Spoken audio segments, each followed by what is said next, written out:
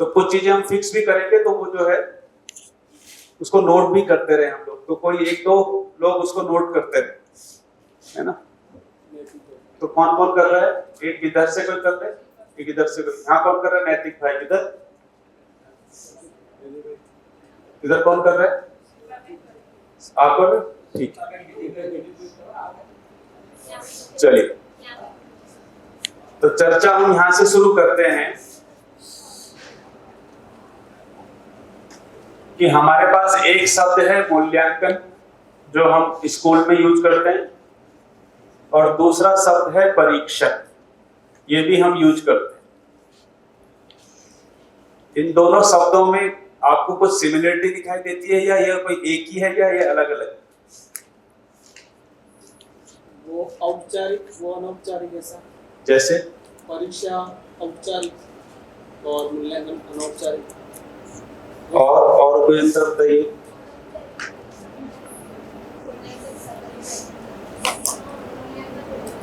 है मूल्यांकन हाँ टाइम से होती है। अच्छा हाँ, परीक्षा में 1 साल या 6 महीने जो कुछ भी कुछ पढ़ाया है, हाँ इसका एक आधार रखा हुआ है कि रेफरेंस परीक्षा, इसके आधार पर हम मूल्यांकन करते हैं। ठीक है। और मूल्यांकन मतलब सारे पासे उसमें नहीं इसका है सारे पासे उसमें आ जाएंगे मूल्यांकन। परीक्षा में सिर्फ मार्क्स का ही। अच्छा, परीक्षा से मार्क्स, ठीक है। और स्टूडेंट्स का बिहेवियर भी आ जाता है किसमें? मूल्यांकन, ठीक है। और हाँ मूल्यांकन हर चीज का हो सकता है, जैसे कि व्यवहार मूल्यांकन, हाँ जो हम मतलब छोटे बच्चों में करते हैं, हाँ और परीक्षा जो उनकी रहती है सेम वाइज। ठीक। अच्छा, जैसे आप जब कभी, जैसे सरकार है या कोई भी कंपनी है ना, तो कोई भी कंपनी को कोई आदमी रखने होते हैं, या जैसे फौज में भी जब आदमी जाता है तो उसकी भी परीक्षा होती है ना। या जब सरकार कोई एग्जाम मतलब नौकरी देती है तो वह परीक्षा लेती है। तो जब सरकार परीक्षा ले रही है या कोई कंपनी परीक्षा ले रही है, और जब हम बच्चे की परीक्षा ले रहे हैं, उसमें कोई अंतर है? जैसे सरकार परीक्षा ले रही है और मैं साल भर बच्चे को पढ़ाया तो मैं भी परीक्षा ले रहा हूँ, इन दोनों में क्या अंतर है? वो तो पूरा 6 महीने 1 साल जो पढ़ाया इसमें ही हम रखते हैं, या इसके रिगार्डिंग को एग्जाम्पल बदलते हैं। हाँ। लेकिन वो पूरा पार्ट टॉपिक को फैलाते हुए इसका मूल्यांकन। वो तो परीक्षा में क्या क्या पूछा जा रहा है उसका भाग है। उसके प्रयोजन में कोई अंतर है? लक्ष्य में कोई अंतर है उसके? जैसे कंपनी क्यों परीक्षा ले रही है? कंपनी के परीक्षा लेने का पर्पज क्या है?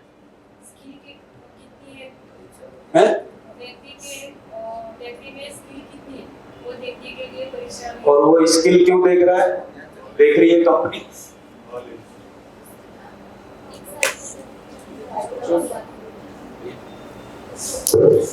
हाँ, उस व्यक्ति की क्षमता है, उसके चेकिंग के लिए। क्यों चेक कर रही है उसकी क्षमता? कुछ काम करवाना है उस व्यक्ति के पास से, उससे कुछ काम लेना है, उसका कुछ उपयोग करना है उसको अपने कंपनी में, या सरकार को कुछ उपयोग करना है। हम जब बच्चे की परीक्षा ले रहे हैं तो हमको कुछ उपयोग करना है उसका अपने काम के लिए। जैसे हम बच्चे की जो परीक्षा ले रहे हैं तो क्या हम उसको अपने किसी काम के लिए उपयोग कर रहे हैं, करने वाले हैं? ये अंतर पकड़ना है। कोई सरकार हो या प्राइवेट कंपनी हो, कोई भी हो, जब भी कंपनी परीक्षा ले रही है तो क्योंकि उसको कुछ उसका उपयोग करना है ना, या उससे कुछ काम लेना है। ये ठीक हो गया? उसका लक्ष्य स्पष्ट है या उसका प्रयोजन स्पष्ट है। जब हम बच्चे की परीक्षा ले रहे हैं तो एक्चुअल में हम क्या जांच रहे हैं? हम ये तो नहीं कर रहे कि ये 7वीं में पास होगा तो अब इसको हम अपने यहाँ नौकरी देंगे। या हम इससे कुछ अपना काम कराएंगे? हमने जो सीखा है वो हैं? हाँ बोलिए। हमारे जानने के लिए हम दे रहे हैं। हाँ, हमको क्या जानना है? हमने कितना हमने सीखा। जो बढ़ाया कितना हाँ, ये पकड़ना है, मतलब है ना। देखिए, हम कुछ भी करें हमको पता तो रहे। तो एक्चुअल में हम बच्चों की परीक्षा नहीं लेते, एक्चुअल में स्कूल में मूल्यांकन ही करते हैं। एक्चुअल में वो किसका मूल्यांकन हो रहा है? उसका ही। और बेसिकली हमारा ही हो रहा है। और हम ये पता लगाते हैं कि हम इसको कितना करा पाए और कितना बाकी। तो हमारा प्रयोजन क्या, इसका मतलब हमारा प्रयोजन क्या है? हमको प्रयोजन का पता है कि फाइनली हमें इस बच्चे का को पहुंचाना कहाँ है। तो फाइनली वही फिर शिक्षाविद वाली बात है कि हमको पता है कि इस बच्चे को कहाँ पहुंचाना है। तो फाइनली हम उसको एक मानव बनाने की तरफ या मानवीय लक्ष्य की तरफ उसको ले जाते हैं। उसमें स्किल भी एक भाग है ना। तो एक तो ये जस्ट एक थोड़ा सा एक आपके विचार में एक नई चीज डालने के लिए ताकि हमारा ध्यान जाए। नहीं तो हम क्या हमेशा परीक्षा ही लेते रहते हैं। तो सरकार परीक्षा लेती है, उसको अपने काम का नहीं लगता, वो रिजेक्ट कर देती है। सरकार को इस बात से कोई मतलब नहीं है कि कंपनी को, तो जैसे कंपनी परीक्षा लेती है, जो फेल हो जाता है उसको वो सिखाने थोड़े ना जाती है। तो वहां की परीक्षा और हमारा हम जो परीक्षा ले रहे हैं, भले हम नाम परीक्षा दे रहे हैं, लेकिन उसके और हमारे में अंतर है ना। तो अगर कंपनी परीक्षा ले रही है और अगर कोई इसमें पास नहीं हुआ तो ये कंपनी की जिम्मेदारी नहीं बनती कि वो उसको उसके लायक बनाए। और कंपनी पे ऐसा कोई वो भी नहीं है। ठीक हो गया। तो बेसिकली क्या है, तो हम थोड़ा सा इसको ध्यान देंगे। तो इसलिए क्या होंगे, तो कंपनी को, लेकिन इसमें समानता क्या है, कंपनी को ये पता है या सरकार को ये पता है कि फाइनली ये आदमी को उसका प्रयोजन क्या है, क्यों वो उस आदमी उसको लक्ष्य तो स्पष्ट है। इसलिए उसके पैरामीटर बहुत फिक्स होते हैं ना। अगर उसको कंप्यूटर के लिए आदमी चाहिए तो वो कंप्यूटर को जांचता है। ठीक हो गया। इसलिए वो एक दो चीज ही जांचेगा। ठीक। लेकिन हम क्या कर रहे हैं, हमारा लक्ष्य क्या है, ज्यादा बड़ा है। तो इसलिए हमारा मूल्यांकन भी शार्प होने की जरूरत है। शार्प माने सटीक होने की जरूरत है। ठीक, ये बात पकड़ में। तो अब हम थोड़ा सा इसको और स्पीड अप करते हैं, कुछ चीजों को फटाफट फिक्स करते हैं। तो अब सब लोग इसमें सोचें, भले ही हम जूनियर क्लास की बात कर रहे हैं। तो बेसिकली हम ये सोच रहे थे कि इस बार की हम जो मार्कशीट होगी उसमें हम उनके व्यवहार पक्ष को भी दर्शाएं, है ना। तो जूनियर कक्षाओं से शुरू करते हैं और बाकी सब लोग भी उस पर सोचें। ठीक, कि जूनियर कक्षा में स्किल छोड़ देते हैं फिलहाल, लेकिन मैंने कक्षा 2 तक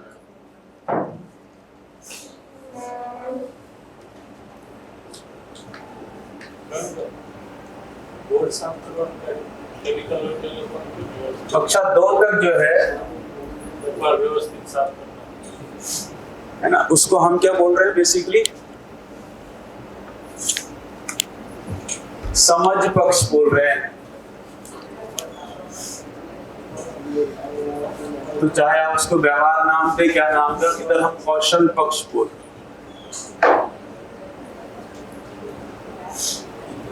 ठीक है।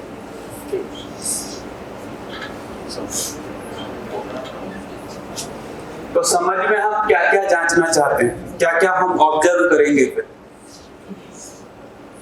उसका व्यवहार तो बताइए।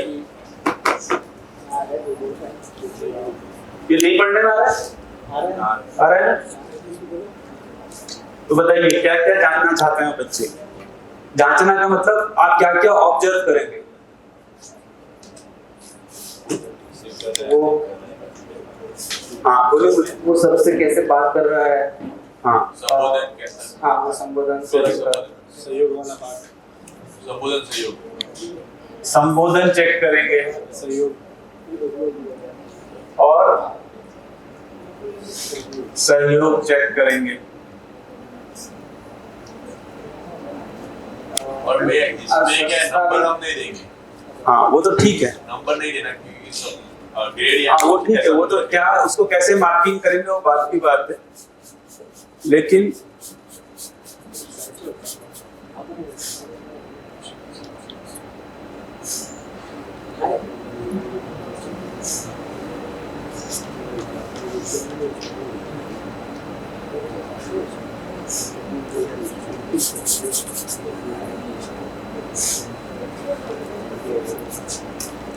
ठीक है। तो सहयोग को कैसे जांचेंगे हम, कहाँ कहाँ जांचेंगे, मतलब कैसे कैसे देख पाएंगे हम उसको?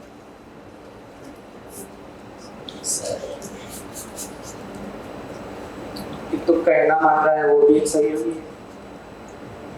हाँ जैसे कहना मानना माने मतलब कि टीचर ने कहा कि आप यहाँ पर तो शिक्षक से सहयोग अलग हो गया और साथियों से सहयोग अलग हो गया, दो भाग हो गए, दो भाग हो गए। तो शिक्षक का तो वो तो आप आज्ञा पालन देख रहे हो, तो सहयोग और आज्ञा पालन को फिर हम एक ही रख रहे हैं कि अलग अलग रख रहे हैं? अलग अलग रख रहे हैं, तो आज्ञा पालन में आ जाएगा।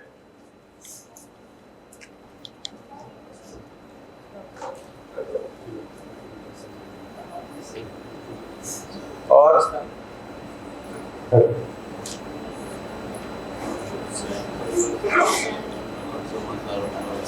तो इसको कैसे वो करोगे आप, मतलब आप ग्रेड भी दोगे पर देने का क्या तरीका होगा?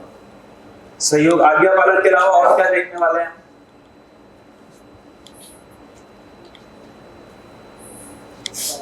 स्वास्थ्य के बारे में स्वच्छता, हैं? स्वच्छता, स्वच्छता, इसमें जो भी कुछ पैरामीटर हम रखे, यूनिफॉर्म की सफाई, हाँ अभी तो आता है स्वच्छता हो गया।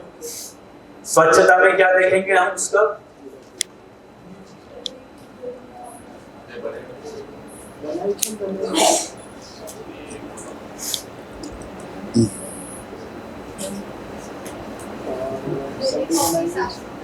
है? एक तो अपनी यूनिफॉर्म को साफ कितना ध्यान रखता है, सामग्री, और अब हम ये देखेंगे कि ये भी ध्यान हमारा रहे कि अब हम यूनिफॉर्म में जब साफ देखेंगे तो उसपे वो मिट्टी लगने वाले भाग को कंसीडर नहीं करेंगे, लेकिन हाँ वो पेन से लिखता है कि नहीं लिखता है, खींचातानी तो नहीं करता है, लापरवाही के साथ तो नहीं रखता है। पाठ्यपुस्तक की सामग्री, इसको हम अच्छा हाँ ठीक है।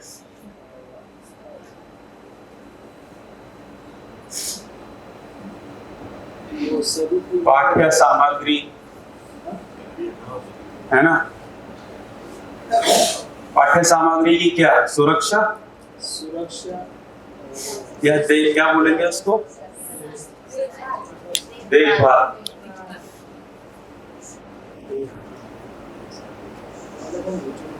और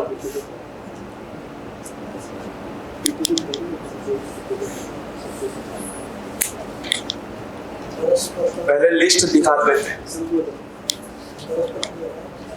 और क्या चीज है? हाँ क्लास डिसिप्लिन, है क्लास डिसिप्लिन, क्लास डिसिप्लिन, तो वो तो आज्ञा पालन में आई क्या, या इसके अलावा कुछ और है आपके ख्याल में? ये सबके साथ बातचीत वगैरह वो संबोधन में। आप बताइए, आप लोग चर्चा कीजिए। या व्यवहार में कुछ भाई जैसे संबोधन में एक चीज तो ये दिखेगा कि वो भाई जी बहन जी करके बोल रहा है कि नहीं बोल रहा है, लेकिन भाई जी बहन जी बोलने के बाद में धक्का मुक्की कर रहा है, व्यवहार, में भी सब कुछ आता है ना? तो साथियों के साथ है। परस्परता, है या परस्परता में या साथियों के साथ,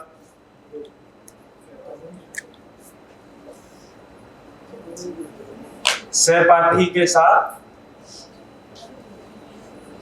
व्यवहार,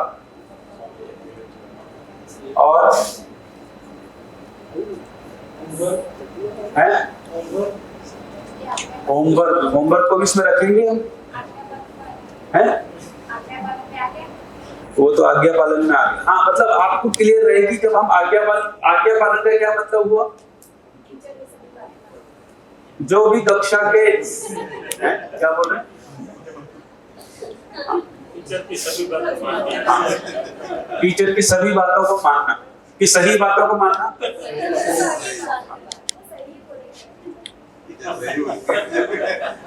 सभी सार्थक निर्देशनों का पालन करना, मतलब ऐसा बात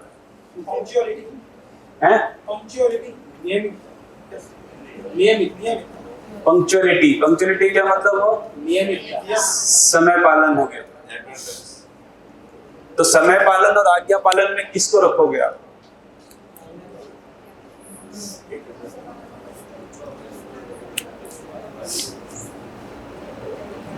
तो इसको क्या अनुशासन बोले फिर? तो अनुशासन और आज्ञा पालन में क्या अंतर रहेगा?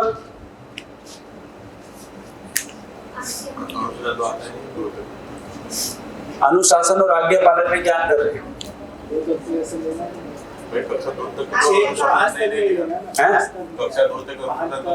नहीं लगेगा। 5 हाँ, तो वही इसीलिए बोल। आज्ञा पालन में बच्चों को पता होगा कि ये उसके कितने हैं। हाँ,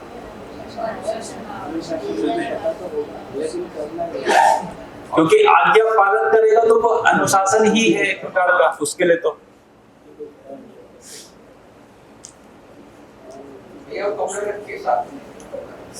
अच्छा, और बताइए, और क्या क्या आप ऑब्जर्व करते हैं बच्चों को? जैसे आप भी तो बच्चों के साथ बच्चों का कुछ ऑब्जर्वेशन करते हैं ना, तो वो तो पाठ्य सामग्री आ गया, देखभाल हो गया। आपको जैसे कुछ बच्चे बहुत अच्छे लगते हैं, कुछ बच्चों से अपने को थोड़ा दिक्कत होती है, तो वो पता कीजिए कि क्या चीज है वो जगह जहाँ पर आपको कोई बच्चा बहुत अच्छा लगता है, वो क्या क्या करता है।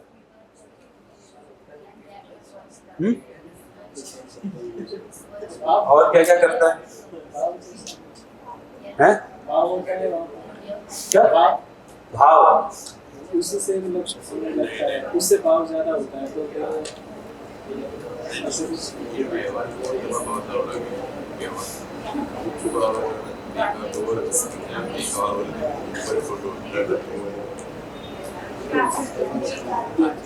देखो क्या है, जब आप न्याय पढ़ेंगे, मतलब न्याय को दर्शन में उसमें मूल्यांकन बहुत बड़ी चीज बोला गया ना, संबंध मूल्यांकन उभय तृप्ति।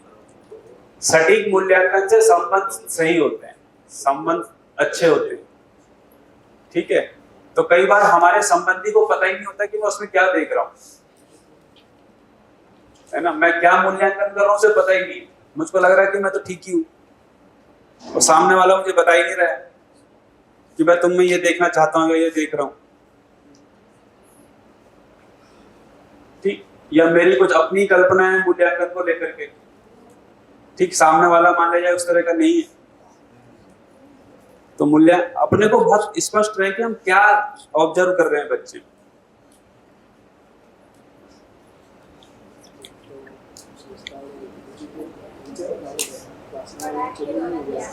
हैं? क्या पढ़ाने के दौरान क्या? क्लास में पढ़ाने के दौरान उसका ध्यान बना रहे। उसका ध्यान बना रहे हैं। वो इसमें से किसी में नहीं आ रहा है?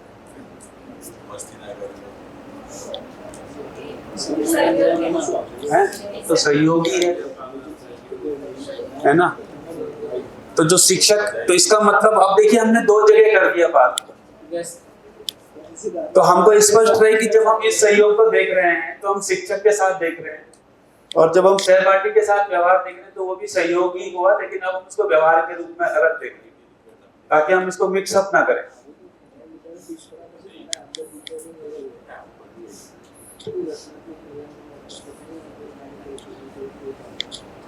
है ना। तो चाहे हमको यहाँ लिखना पड़े फिर, हाँ, डिटेलिंग करना पड़ेगा भैया, है एक मुद्दे पे। हाँ, एक मुद्दे पे अपने को ब्रेनस्टॉर्म ही तो करनी, ताकि हम बहुत स्पष्ट रहें कि मैं क्या देख रहा हूँ। आज्ञा पालन में सब कुछ कैसा मुद्दे आ जाएगी, कौन सा आपको रखना है, हाँ, इसका एक लिस्टिंग। तो भाई जैसे अब हम ये बोल रहे हैं कि यहाँ पे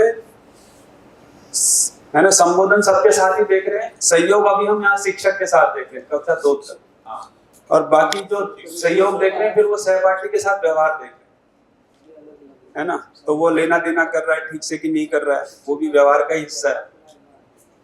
और बताइए। सहयोग में शिक्षक और बच्चे किया जाएगा सहपाठी। जो सहपाठी। वो फिर आपके लिए अलग लिखवाया है ना, हाँ अच्छा, आप एक मिनट इसलिए बोल रहा हूँ। या तो इसे इकट्ठा रखेंगे तो फिर आप कैसे उसको, सहयोग में सब लेंगे। हाँ तो वो आप ही को तय करना है कि इसको एक ही करें कि अलग अलग करें, क्या लगता है? सहपाठी बच्चे का सहयोग दो जगह अलग अलग देखा जाए कि उसको एक ही जगह रखा जाए? सहपाठी का व्यवहार क्यों होता है? सहयोग क्या लगता है? आप एक बच्चे का सहयोग देख रहे हो तो आपको दिख रहा है कि वो मेरा सहयोग तो कर रहा है, और हो सकता है कि वो अपने साथ के लोगों का सहयोग ना कर रहा हो, तो इसे दो जगह रखना ही पड़ेगा शायद आप, तो बच्चे का भी आप ध्यान दिला पाओगे। नहीं तो कई बार बच्चा जो है ये भी हो सकता है कि मैं शिक्षक का कहना मानता हूँ इसलिए मैं बहुत बढ़िया आदमी हूँ, ऐसा होता है? नहीं हो ही सकता है। ये ठीक हो गया? और बताइए। तो ये क्लियर हो गया, एक एक को क्लियर करें। संबोधन क्लियर हो गया। हम क्या देखेंगे कि जो भी उसको भाई बहन जी का निर्देशन दिया है या शिक्षिका जी का निर्देशन दिया है उसको वो कर पा रहा है कि नहीं कर पा रहा, ठीक है? कर पा रहा है और उसकी फ्रीक्वेंसी क्या होगी? आप उसको रोज डेली कहीं नोट करेंगे या आप हफ्ते में कोई अनुमान लगाएं, मतलब एक जनरल अंदाजा लगाएंगे क्योंकि आप रोज रोज ही उसके साथ हैं, तो आपको एक मोटा मोटा अंदाजा लगेगा कि रेगुलर बोलता है कि कभी कभी बोलता है कि बिल्कुल ही नहीं बोलता है, या आप रोज ही कहीं उसको मार्क करेंगे। वो सब चीजें हैं जो हमको तय करनी।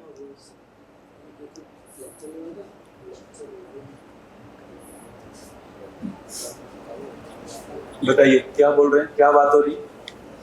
वही डेली करना है या हफ्ते में करना है? हाँ वो सोचना पड़ेगा वो हाँ। किस तरह से होना है। आपको क्या लगता है? अनुमान तो नहीं लगा सकते ना, हैं? अनुमान तो नहीं लगा सकते। हाँ अनुमान तो नहीं लगा सकते, लेकिन कैसे करेंगे? रोज करेंगे तो फिर कब करेंगे? ये हर चीज अपने को सेट करनी पड़ेगी।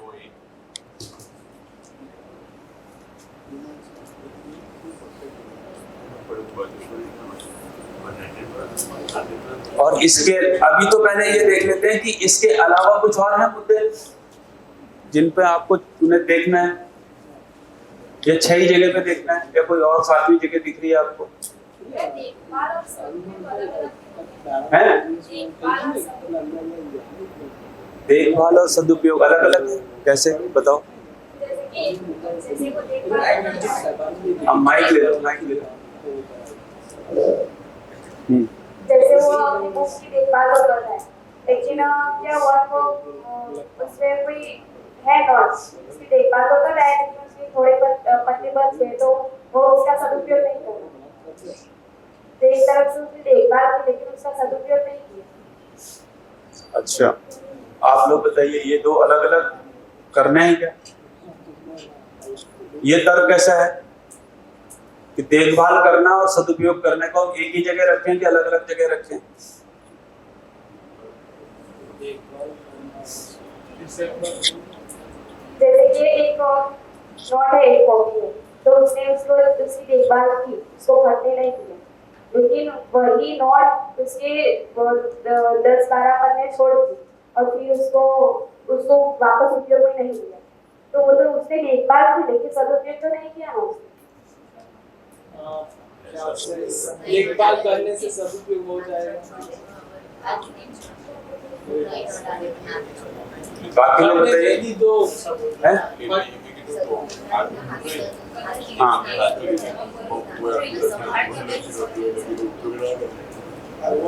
ऐसा हो जाता है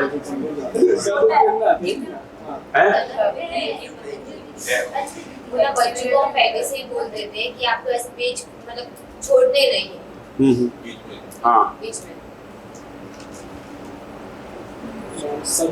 तो अगर आपने बोल दिया कि पेज छोड़ने नहीं है और उसने छोड़े नहीं है तो ये इधर आ जाएगा, जो है ना। आज्ञा पालन में तो वही बोल रहे हैं जो कि आप निर्देश दे रहे हैं, है ना, कि जूते लाइन में रखो तो उसने रख दिए। अब उसको हम अलग से नहीं लिख रहे हैं, ठीक है, जूते लाइन में रख दिए तो रख दिए, पेज नहीं फाड़ मतलब नहीं वो करना है तो वो कर दिया, ठीक है। तो मुझे लगता है कि फिर उसको तो आज्ञा पालन नहीं ले सकते, नहीं तो फिर वो बहुत फैल जाएगा। देखभाल कर रहा है मैंने अपने सामान को सुरक्षित रख रहा है ना, फेंक नहीं रहा है, ठीक से कर रहा है। सदुपयोग तो आप उसे निर्देश दोगे ना कि पन्ने नहीं वो करने हैं, ठीक है, ठीक, या पेंसिल को दो दिन लिख करके फेंक नहीं देना है, ये तो सब चीजें आप उसे बताओगे। वैसे वो भैया संरक्षण और सदुपयोग अलग से रख सकते हैं, वैसे संरक्षण और सदुपयोग दोनों साथ। तो सदुपयोग को जांचोगे कैसे, मतलब कैसे ऑब्जर्व करो?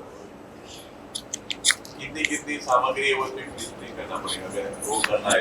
हाँ, कौन सी चीजों का हम यूज कर रहे हैं और इसकी लिस्टिंग भी करनी पड़ेगी और देखना पड़ेगा कि कैसा यूज कर रहा है। जैसे कि पेंसिल हो गया तो सही इसमें सभी चीज आ जाएगी ना। पेरेंट्स के माध्यम से ही जान सकते है? हैं, इसके पेरेंट्स के माध्यम से ही जान सकते हैं ना कि वो सदुपयोग कर रहा है। हाँ, पर हम मतलब वो ये हम यहाँ पर हम उसी बात को बोले जो हम कर, पेरेंट्स से कैसे जांचेंगे हम? पेरेंट्स से कैसे पता चलेगा हमको? मुझे तो पेरेंट्स को पता नहीं होता, ये हमें पता होती है, वैसा होता है। हाँ, देखिए क्या है,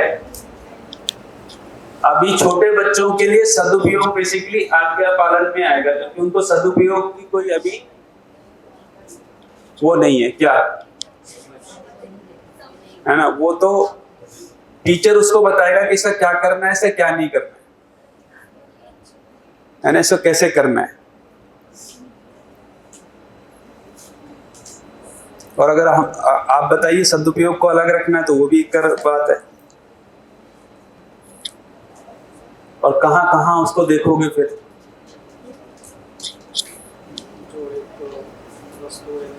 आपको इसके पहले तो ये तो पता करें इसके अलावा कुछ और जगह दिख रही है, नहीं तो अपन इसको तो फाइनल करें। हाँ वही या कुछ और? पारस भाई आपको इसमें कुछ और लग रहा है?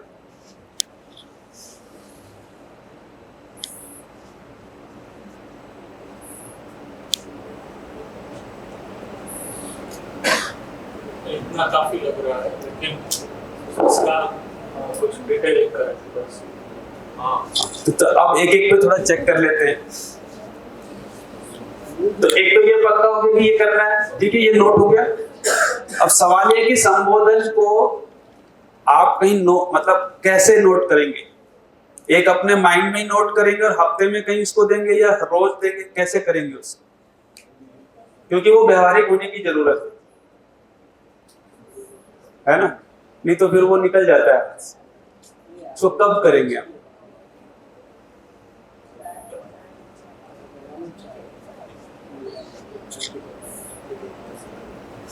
क्या लगता है? पिछली बार तो मतलब 6 महीने का रखा था और उसमें बात भी हुई थी आपसे कि नेक्स्ट टाइम हम मतलब ध्यान रखेंगे, अपने मन में तो कर ही रहे हैं, लेकिन टैब में मतलब 1-1 महीने तक हम उसका डिटेलिंग मतलब कर रहे हैं। जैसे मान लिया जाए आपके पास 30 बच्चे हैं और आप 2 लोग हैं, ठीक हो गया?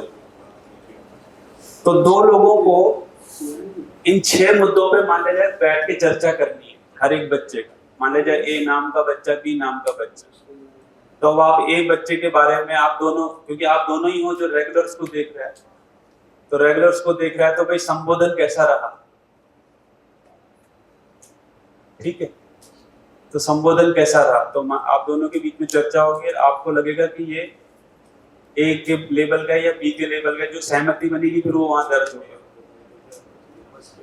ठीक हो गया? तो इसे तब करने का वो है, क्योंकि ये थोड़ा जितना ये रेगुलर होगा उतना सटीक हो पाएगा, तो आपको उसमें ग्राफ भी दिखेगा। तो इसे हफ्तावार रखें क्या? जैसे मान लिया जाए आप शनिवार को जो टाइम है आपके पास, तो कितना देर लगेगा इसमें? मान लिया जाए 6 लोग, इस 6 पॉइंट पे 30 बच्चों का हमें असेसमेंट करना है ना, या मूल्यांकन करना है, तो कितना देर का अनुमान है हमारा?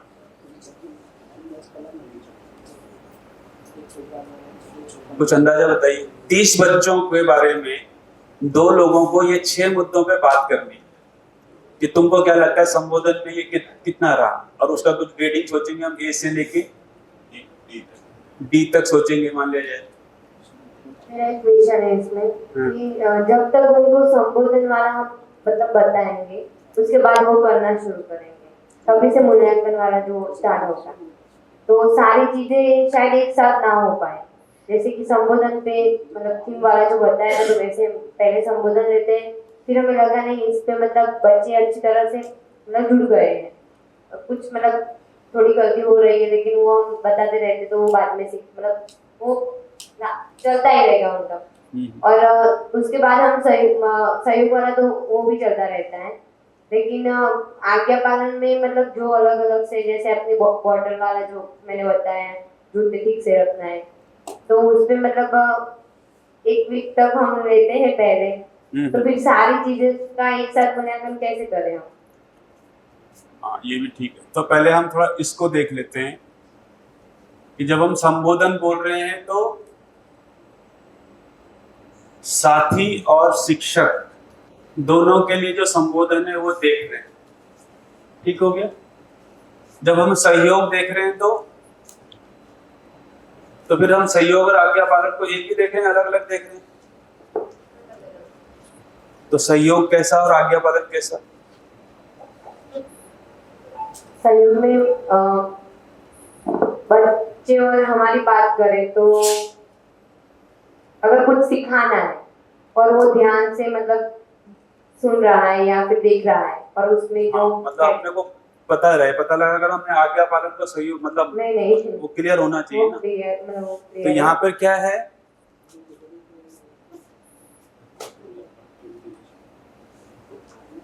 ध्यान दे रहा है किस पे? पढ़ाते समय ध्यान दे रहा है, और किस समय से देख रहे हैं आप उसका सहयोग?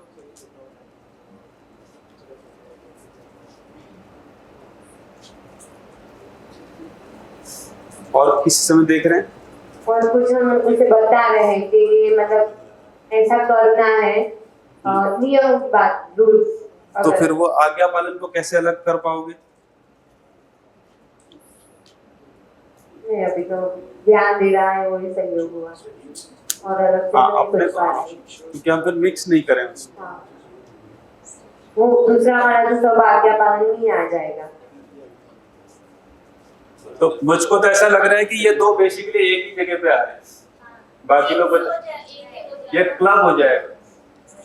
वैसे तो सर हैं? ये वैसे देखने जाए तो आज्ञा पालन में सब कुछ आ जाए। आज्ञा पालन कर गया, उससे बड़ा क्या सहयोग होगा? एक छोटा बच्चा मान जाए तो, क्योंकि फिर देखिए जब हम चर्चा करते हैं पता चलता है। स्वच्छता देखो या पाठ्य सामग्री की देखभाल सब कुछ वो आज्ञा पालन में आ जाता है। तो ऐसे नहीं वो तो ठीक है, इस तरह से अलग होगा कि सहयोग जो है हाँ वो मतलब हमारे और बच्चों के बीच में भी रहेगा और बच्चों का भी आपस में रहेगा। हाँ, वो तो हम इधर आ गए, वो तो आएगी। हाँ, आज्ञा पालन हमारे और बच्चों के साथ ही मतलब बच्चों। हाँ, क्योंकि जब हम स्वच्छता देख रहे हैं तो उसमें बच्चे की भी कोई भूमिका है, क्योंकि उस समय टीचर ने एक बार बता दिया और उसको वो कर रहा है।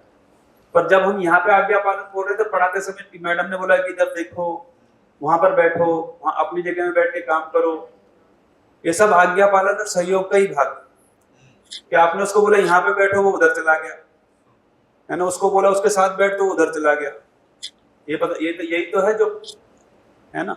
तो इसका मतलब ये है कि हम बेसिकली क्या कर रहे हैं, है ना। तो अब हमको क्या क्लियर कट है कि आज्ञा पालन का मतलब शिक्षक उसको जो भी निर्देश दे रहा है कक्षा में या कक्षा से बाहर, वो सबका वो पालन कर रहा है ना, ठीक है। फिर उसमें भी आपको अब उसमें ए और बी ग्रेड कैसे दोगे आप? आज्ञा पालन कर रहा है, कैसे पता चलेगा भैया तो कर रहा है नहीं कर रहा है, कभी कर रहा है कभी नहीं कर रहा है, तो आपको वो एक एवरेज में देखना पड़ेगा।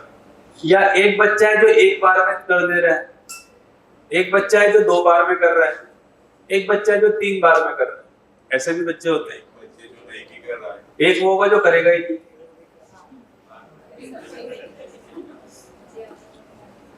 है ना?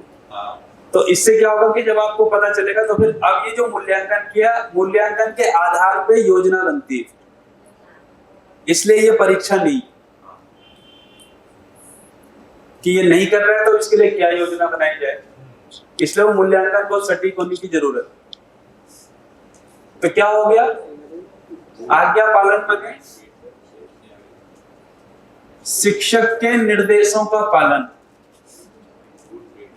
है ना?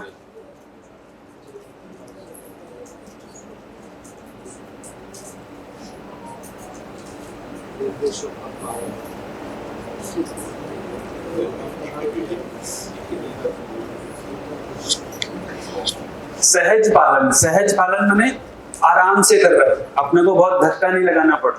तो इससे क्या पता चला, अब हमारा ये एक लक्ष्य के रूप में आ गया कि सहज पालन की तरफ उनको बढ़ाया जाए।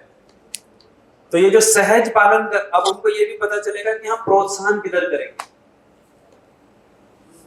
तो जो सहज पालन कर रहा है ना, जैसे कुछ बच्चे जो बहुत सहजता से करते हैं, है ना, उनको बोलो कि भाई, जैसे होता है ना, कई बार बच्चे अपना दिमाग लगाते हैं, है ना, आप उनको बोलो कि जो है सब अपने अपनी कॉपी निकालो, है ना, और पेज नंबर इस पे लिखो, तो कई लोग उसमें फिर अब दूसरे पेज में लिखने लगते हैं या दूसरी कॉपी में लिखने लगते हैं।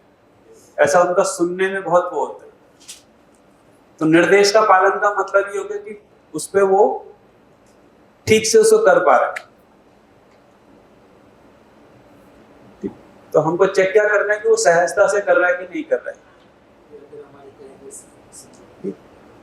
तो जैसे आपने बोला कि अपनी बोतल उस मेज पे रख दो, ठीक है, तो किसी ने तो कुछ जो सहजता से पालन होगा वो उस पे मेज पे रख देगा। कुछ ऐसे भी होंगे जो कहीं और रख देगा, कोई नीचे रख देगा, कोई इसको टेढ़ा रख देगा। तो यही हमको बार बार उसको, मतलब ये हमारे ध्यान में रहे, लेकिन उसको बताना भी है। और जो सहजता से पालन करे फिर उसका प्रोत्साहन, है ना, ठीक। फिर स्वच्छता में हम क्या देख रहे हैं, तो स्वच्छता में हम बेसिकली शरीर और स्कूल यूनिफॉर्म,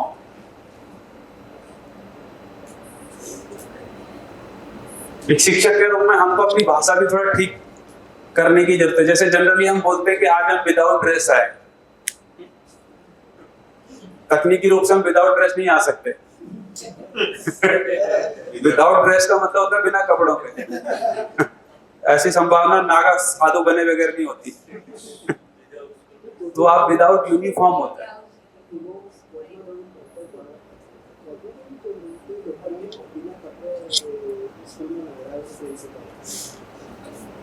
तो हम यहाँ पे स्कूल यूनिफॉर्म देख रहे हैं, और स्कूल यूनिफॉर्म में भी वो खींचातानी नहीं करता है उसको, है ना, और उस पर पेन वेन नहीं चलाता है, ठीक।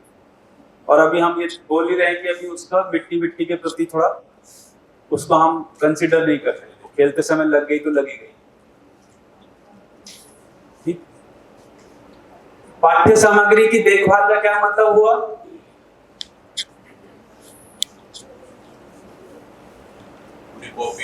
उसी कॉपी पेंसिल सुरक्षित रहती है कि नहीं रहती है ना, रोज घर ले जाता है कि नहीं ले जाता है ना। हाँ, बॉटल को भी हम पाठ्य सामग्री में ही शामिल कर रहे हैं।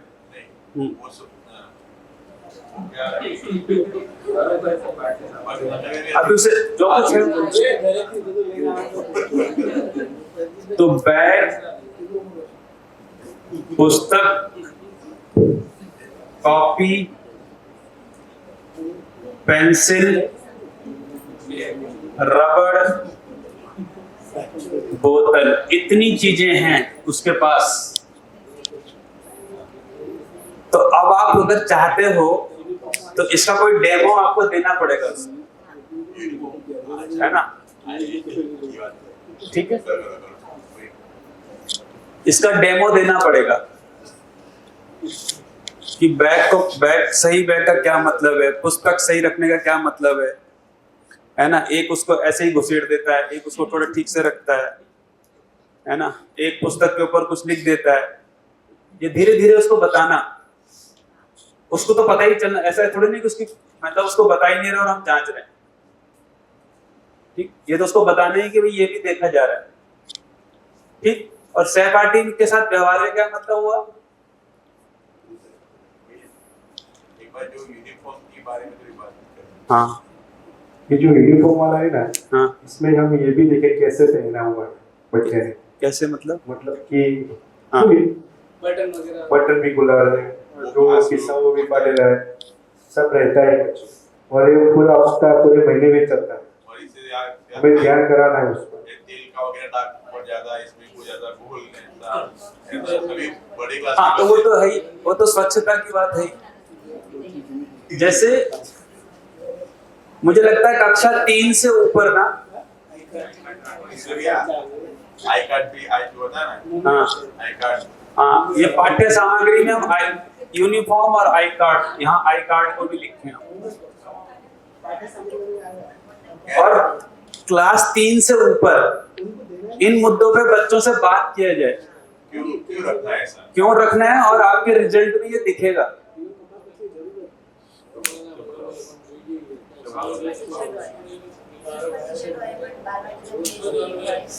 पाऊच है, कंपास बॉक्स कैंसिल करायचं.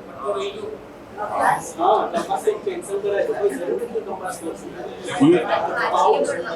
पाऊच पहले पेरेंट्स ने क्या क्या कंपास बॉक्स ना लाए ऐसा पाउच लाइए ऐसा। उनको तो चाहिए. हाँ, वो तो आपको तय कर। वो ना क्या होता है, मतलब हम तो अगर ना बोले, लेकिन कुछ बच्चों को अगर रखना ही है बट मतलब केजी में, हाँ। तो पेरेंट्स जो होते हैं ना वो पहले से ही मतलब वो सब खरीद लेते हैं, बैग है उनकी, कंपास है, अच्छा मतलब हाँ, तो अभी कब वो खरीदते हैं? अभी वो आपसे पूछने आते हैं पर नहीं, हाँ। वो पहले- उनके पास पहले से ही होता है।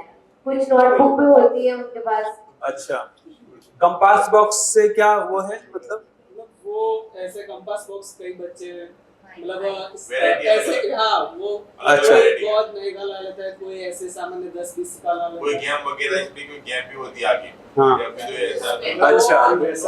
हाँ, और वो गड्डी वाला भी आता है. अलग अलग वैरायटी से इसे बाद में भी बहुत।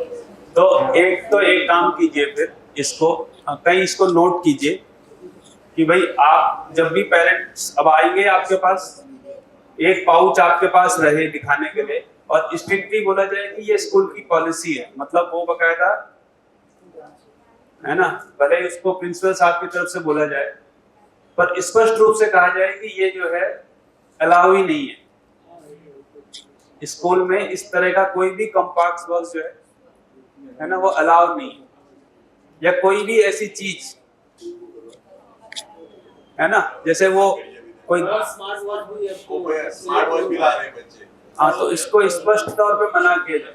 नहीं, वो तो ना ही कहते थे बड़े क्लास के बच्चों को, हाँ। लाना ही नहीं। हाँ लेकिन वो कड़ा बड़ा कुछ पहन के लाते। हाँ, इस सब पे चर्चा कर लीजिए, वो तो अभी अनुशासन में आएगा ही, तो पहले उसको अलग देखते हैं। पारस भाई, एक नई चर्चा निकली है और इसमें फिर आपकी मदद लगेगी। कुछ बच्चे कंपास बॉक्स लाते हैं, वो जो डब्बा होता है, और कुछ वो थोड़ा फैंसी टाइप के होते हैं, कुछ उसमें गेम होते हैं। और उसमें कुछ खेल भी होते हैं, तो बच्चा वो खेलने भी लगता है, और कुछ महंगे भी होते हैं। तो मैं ये बोल रहा हूँ कि इसको पॉलिसी के रूप में स्कूल की तरफ से स्पष्ट रूप से बोला जाए कि ये अलाउड नहीं है, पाउच ही लाना है, वो जो चेन वाला पाउच सिंपल। पाउच में भी काफी डिफरेंट वैरायटी आती है। हाँ, पाउच में वैरायटी सादा सिंपल पाउच ही बोलना। अच्छा है? 100-200 वाला पाउच भी आता है। अच्छा, हाँ, वो वाला लेके आएंगे।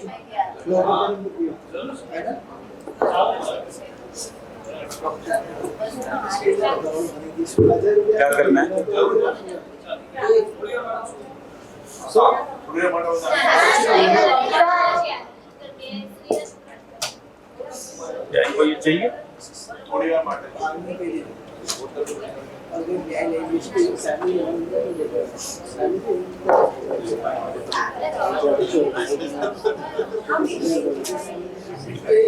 चर्चा से बैठ तो बच्चे शाम को हाँ जी, आगे बढ़ते हैं।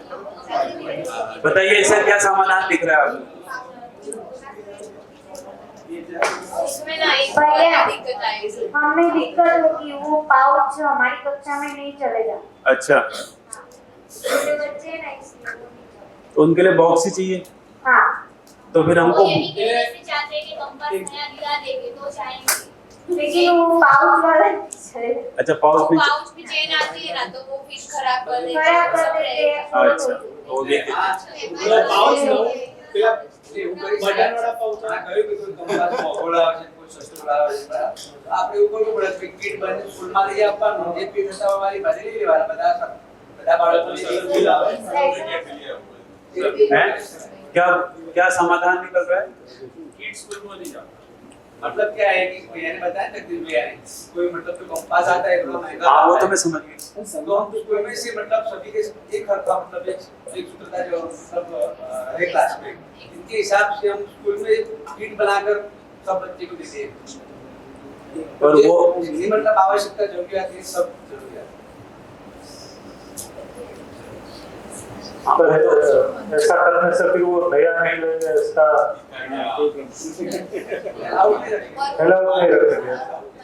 ऐसा कर सकते हैं? क्या लगता है सबको, क्या लगता सब करना चाहिए। एक और भी मतलब रहेगी दिक्कत कि जिस बच्चों को मतलब जा नहीं रहे स्कूल में, हाँ। तो पेरेंट्स उनको मतलब वो देते हैं कि हम आपको नया बैग दिलाएंगे, नया कंपास। तो कुछ बच्चों के पास तो ऑलरेडी हो गए, और फिर वो अगर पेरेंट्स मीटिंग में बोल देते कि नहीं लाना है, तो फिर बाद में ऐसी दिक्कत आएगी कि बच्चा वो जिद करेगा कि नहीं मुझे ये वाला स्कूल में ले जाना ही है, और अगर नहीं दिया तो मैं स्कूल नहीं जाऊंगा, तो वो सारा रहेगा और फिर पेरेंट्स के कॉल भी आएंगे। तो ये तो ऐसा जूनियर हुआ इसीलिए। ये तो जूनियर कक्षा में समस्या होगी कि नए बच्चों को एनकरेज करना है। माने बड़े तीसरी कक्षा के बाद इसमें दूसरी पेरेंट्स से बातचीत करनी पड़ेगी, हैं? पेरेंट्स से ही बातचीत करनी होगी कि बच्चा जिद करे क्या वो भी करे, क्योंकि बच्चों को कैसे समझाना है कि इसका उपयोग क्या है सही में, और जो कंपास बॉक्स की जरूरत क्या है वो पेरेंट्स को भी पता चले। तो मुझको ऐसा लगता है कि हमारी तरफ से एक लेटर बने, माता पिताओं से अपेक्षा या अभिभावकों से अपेक्षा है ना। नंबर 1 कि बच्चे को नियमित तौर पे नहला के या पूरा प्रॉपर ड्रेस बना के भेजें, है ना। उसकी किताब कॉपी पेंसिल वगैरह ये सब चेक कर लें, टिफिन में पौष्टिक भोजन ही दें, और उसके साथ ये भी कि उसको कोई भी महंगी सामग्री ना दें, और उसको नीचे थोड़ा इलॉबरेट कर सकते हैं क्या कि भाई इससे क्या क्या 1-2 दिक्कत आई, है? ये कर सकते हैं इसको ऐसा कर सकते हैं। जब मतलब अब कुछ तो करेंगे ही ना। तो एक चिट्ठी बने अभिभावक के लिए कि हमको क्या क्या अभिभावक से क्या क्या अपेक्षा है। तो क्या क्या अपेक्षा है कि वो बच्चे को नियमित स्कूल भेजे, नंबर 1 समय पे भेजे, नंबर 2 प्रॉपर यूनिफॉर्म के साथ भेजे, नंबर 3 है ना पौष्टिक भोजन के साथ भेजे, नंबर 4 उसकी पाठ्य सामग्री को जांच ले रोज कि रोज उसका पेंसिल रबड़ बोतल सब साथ में जांच करके भेजे, और कोई भी पाठ्य अतिरिक्त महंगी सामग्री नहीं खरीदे, है ना। ठीक हो गया, महंगी और खिलौने वाली ऐसा भी लिखते हैं। भैया इसमें क्या है कि इतनी मतलब वैरायटी आती है, तो कोई अच्छा वाला वैरायटी वाला आता है तो हर एक बच्चे का ध्यान यहाँ पर जाता है। हाँ, वो सब बच्चे इसीलिए पास हो जाते हैं, है ना। मतलब और इसके नीचे लिख दें कि भाई अगर आपका बच्चा महंगी वो लाता है तो इससे कक्षा में अव्यवस्था फैलती है, और फिर पर्सनल, और उसमें फिर पर्सनली अपनी तरफ से इतना करके फिर बच्चे जो कर रहा है उससे अभिभावक से फिर बात कीजिए, है ना। और मुझको लगता है वो बात करने की जिम्मेदारी फिर मतलब प्रवीण भाई आपको केवल ये करना है कि थोड़ा, क्योंकि आप बात करेंगे वो एक अलग बात होगी। एक बार प्रवीण भाई बात कर रहे हैं उसके बाद नहीं हो रहे तो फिर आप उसको याद दिला सकते हैं, पर फर्स्ट टाइम में आपकी तरफ से चला जाए कि भाई ये ठीक नहीं है, इसे क्या क्या नुकसान हो रहे हैं, उस बच्चे को क्या क्या दिक्कत होगी।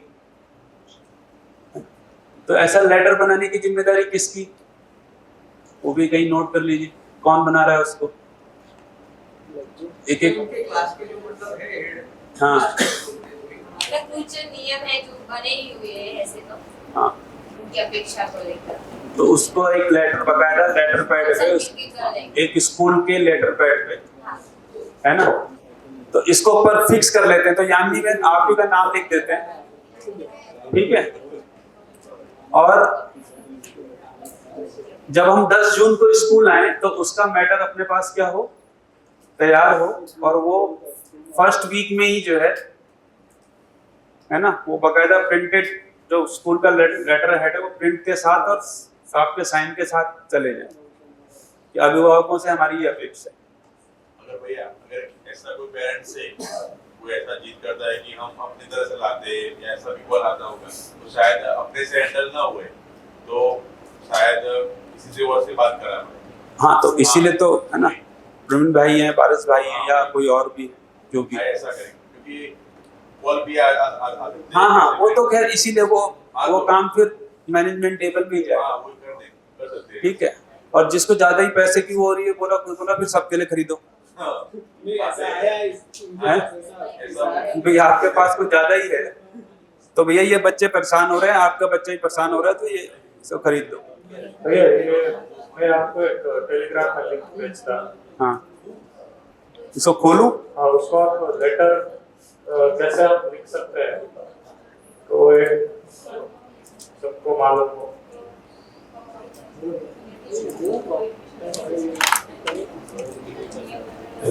मैं थोड़ा ये नेट, अच्छा मैं अपना हॉटस्पॉट खोलता हूँ। ઓકે બધા લોકો આજે ચર્ચા થઈ ને એમાં મારું ધ્યાન એ રીતના ગયું અને આ રીતના જોઈએ આપણે पहले तो मान लो बच्चा कोई जिद कर रहा है तो छोटी कक्षा के लिए मैं बोल रहा हूँ जो जागृति बहन है, यामिनी बहन है और कक्षा 1-2 तक इस तरीके से हमें बात करनी है।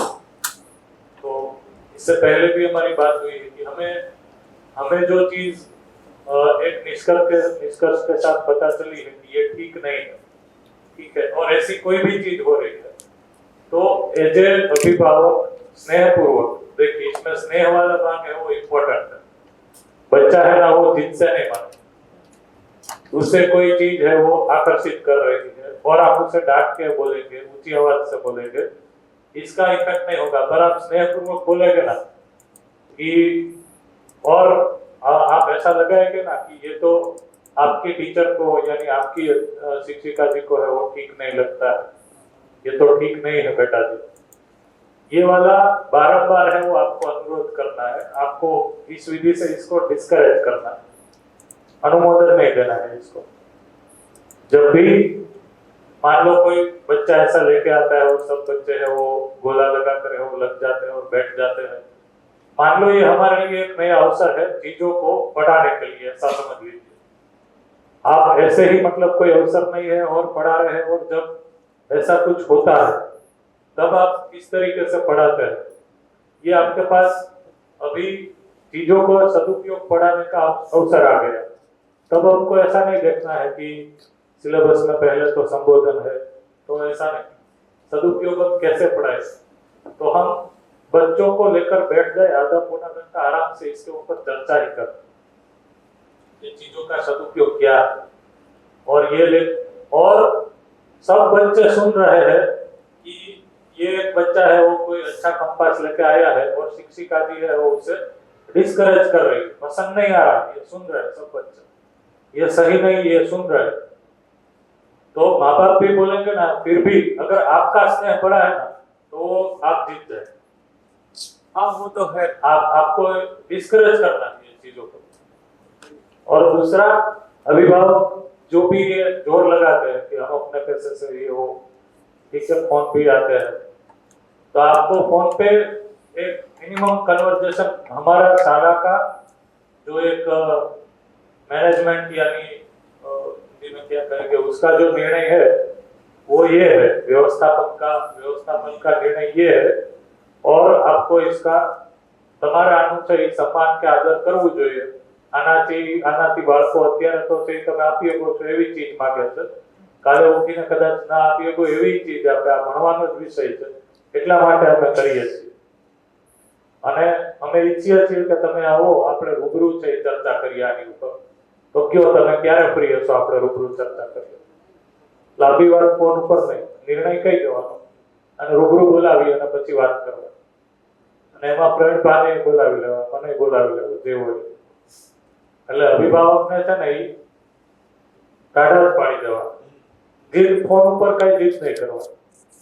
અને ક્યારેક સમજવાનું કે કોઈ ધારો કે કોઈ એમનો બર્થડે છે, કોઈ ઉત્સવ છે, કે કોઈ એમના સગાવાલા લઈ દીધો અને ઈ લઈને આવ્યા છે, બરોબર, તો આ બધા જે ટોપિક છે એમાં પછી આપણે કોઈ જીદે નહીં ચડી જવાનું, બરોબર છે. આપણે સારું કરવા માંગીએ છીએ, એ સારું ની આપણે અતિશયોક્તિ કરી દેશું તો કદાચ સામેવાળાને તે ખરાબ લાગે એવું. હા, એનું ઉલટો મેસેજ હોય છે કે આ બહુ જોયા ભાઈ સમાજ સુધારક સ્કૂલ અમારા પૈસા છે એમાં છોકરાઓ લઈ દે છે, તમને શું વાંધો. અને આવું થઈ હરેક વસ્તુમાં થશે. પાણીની બોટલ થી લઈ કંપાસ, પેન્સિલ, બધી જ જગ્યાએ. તો પહેલા તો એના સંવાદ કરવા, એક ટચુકડો સંવાદ જેમાં આપણો નિર્ણય સંસ્થાનો આ છે, પછી એને અહીંયા બોલાવી લેવા અને એને આખું અહીંયા આવે એટલે આપણે તો જીવન વિદ્યા આધારિત 1.5 કલાકનું સત્ર જ લઈ લેવાનું. હવે તમે જોવો આ પૃથ્વી ક્યાં સુધી પહોંચી, ત્યાં સુધી કરવાનું. ऐसे ही बात करना पड़ेगा. हो गया? मान लो फिर भी નથી કરતા તો એ સારી બાબત. આપણે ના કહીએ ને તો સામે ફોલો ખારું તો બેન તમે ના કીધું. હા ભાઈ, સત્ય હકીકત છે ને એની સ્વીકૃતિ થવાની. એકાદ દુકાન વ્યક્તિ છે ને જે ક્લાસરૂમમાં તમે એન્વાયરમેન્ટ ક્રિએટ કરી દો એ બોલતા બંધ થઈ જશે. અને બહુ થાય તો રાજેશભાઈએ કીધું કે બધા એના લઈ ગયો વધારે હોય અને અમને ક્યાં વાંધો છે. અને એવા લોકોને તો આપણે ફોન કરીને પ્રવીણભાઈ કહેવાનું કે ચાલો આપણે સંસ્થામાં કાર્યક્રમ થાય છે, ફંડ લખાવી વધે છે, બધા જરૂરત છે સંસ્થાની.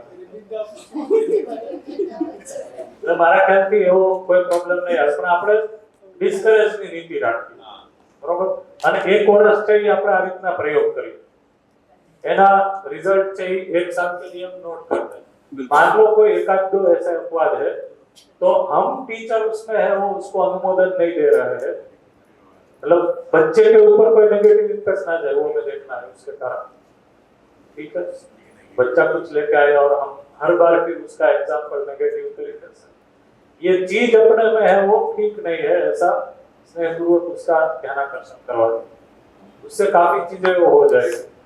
और लेटर का है वो एक दूसरा लिंक भी मैं भैया भेजता हूँ, हिंदी वाला है, पर बच्चों से कैसे बातचीत की जा सकती है. ठीक है, ये एक ऐसा लेटर है वो हम लिख सकते हैं जब भी शुरुआत होती है एकेडमिक ईयर की, तब हम इसको कर सकते हैं. तो एक भेजता हूँ, बहुत अच्छा अच्छी तरीके से लिखा गया है वो भी.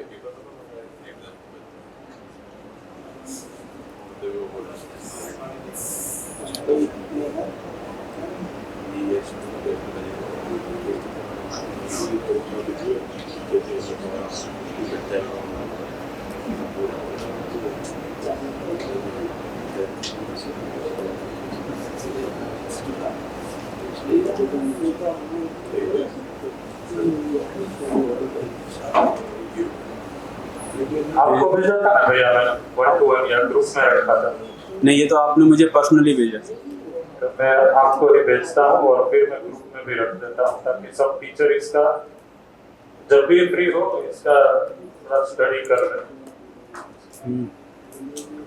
कि जब हम अभिभावकों को कुछ भी चीज बताते हैं, और मुझे लगता है ये हायर अथॉरिटीज के रूप में मेरा और प्रवीण भाई का भी ये होमवर्क रहेगा कि हम लेटर्स को इफेक्टिवली बच्चों को कैसे लिखें या फिर अभिभावकों को कैसे लिखें.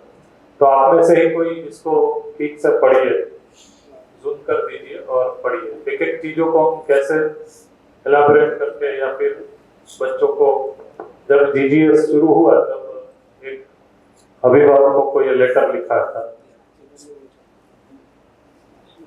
और थोड़ा बड़ा कर हो सकता है.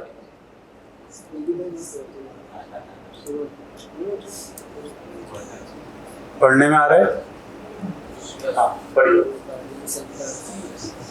तो ये है ग्लोबल गार्डियन लर्निंग सेंटर के प्रथम वर्ष में आपका स्वागत है। हम सम्मानित महसूस कर रहे हैं कि आपने अपने छात्र छात्रा को हमारे लर्निंग सेंटर में भेजने का फैसला किया है। हमारे सभी अध्यापक गण और प्रशासन चेतना, विकास, मूल्य, शिक्षा और हमारे लर्निंग सेंटर में प्रत्येक बच्चे के सर्वांगीण विकास का समर्थन करने के लिए गहराई से प्रतिबद्ध हैं।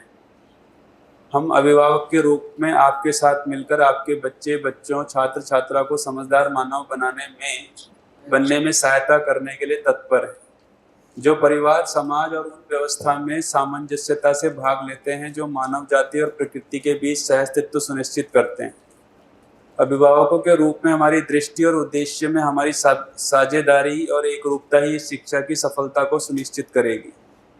इस पत्र का उद्देश्य है कि आपको सभी महत्वपूर्ण जानकारी प्रदान करना है जिनकी आपको उचित शुरुआत सुनिश्चित करने के लिए आवश्यकता होगी। तो लर्निंग सेंटर का समय है सुख और शांतिशाला कक्षा 1 से 7 सोमवार से शुक्रवार प्रातः 8 से दोपहर 3:45 तक। Utsavshala nursery, junior KG, senior KG सोमवार से शुक्रवार सुबह 8 से दोपहर 12:30 तक। प्रत्येक चीजों का डिटेलिंग और भाव पक्ष आप सभी चीजों को देखना। प्रवेश एवं निकास उपस्थिति, एंट्री एंड एग्जिट। प्रातः आगमन, कृपया अपने बच्चे को समर्थ के मुख्य द्वार के पास बड़े खुले मैदान में लाएं। यह हमारा सामूहिक मिलन स्थल है। वहां से हम मैदान पर खेलेंगे और फिर नाश्ते के लिए हमारे रसोई स्थान स्वामी जी की संत कुटीर स्थली के पास पर एक साथ चलेंगे। इसके बाद सहअस्तित्व संगत का अनुसरण करेंगे। इसके बाद हम अपनी कक्षाओं में सुबह का शास्त्र अभ्यास करने के लिए समर्थ भवन में प्रवेश करेंगे। दोपहर की पिकअप, सभी बच्चों को समर्थ के एम्प्लॉय प्रवेश द्वार ट्राइपॉड गेट से ले जाया जाएगा। आपके बच्चे वहां का इंतजार कर रहे होंगे।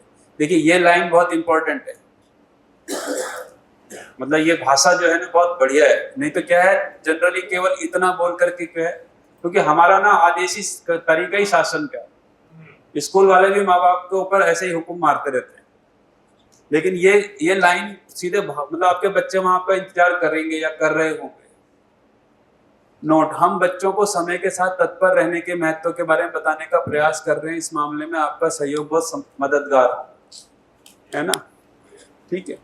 तो इसका मतलब ये है कि जब आप डिब्बे के बारे में लिख रहे होंगे तो आप थोड़ा सा वो कि भाई बच्चे जो हैं अगले, मतलब अभी जो समाज की समस्या है ना कि भाई वो सामान को लेकर के ही पूरा दिखावा चलता है।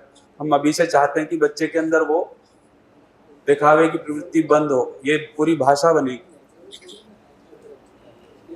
उपस्थिति अनुपस्थिति प्रोटोकॉल, यदि आपकी नियोजित अनुपस्थिति है, यदि आपका बच्चों छात्र ठीक महसूस नहीं कर रहा है और उसे घर पर रहने की आवश्यकता है तो कृपया लर्निंग सेंटर को सूचित करें, ठीक। इसके अलावा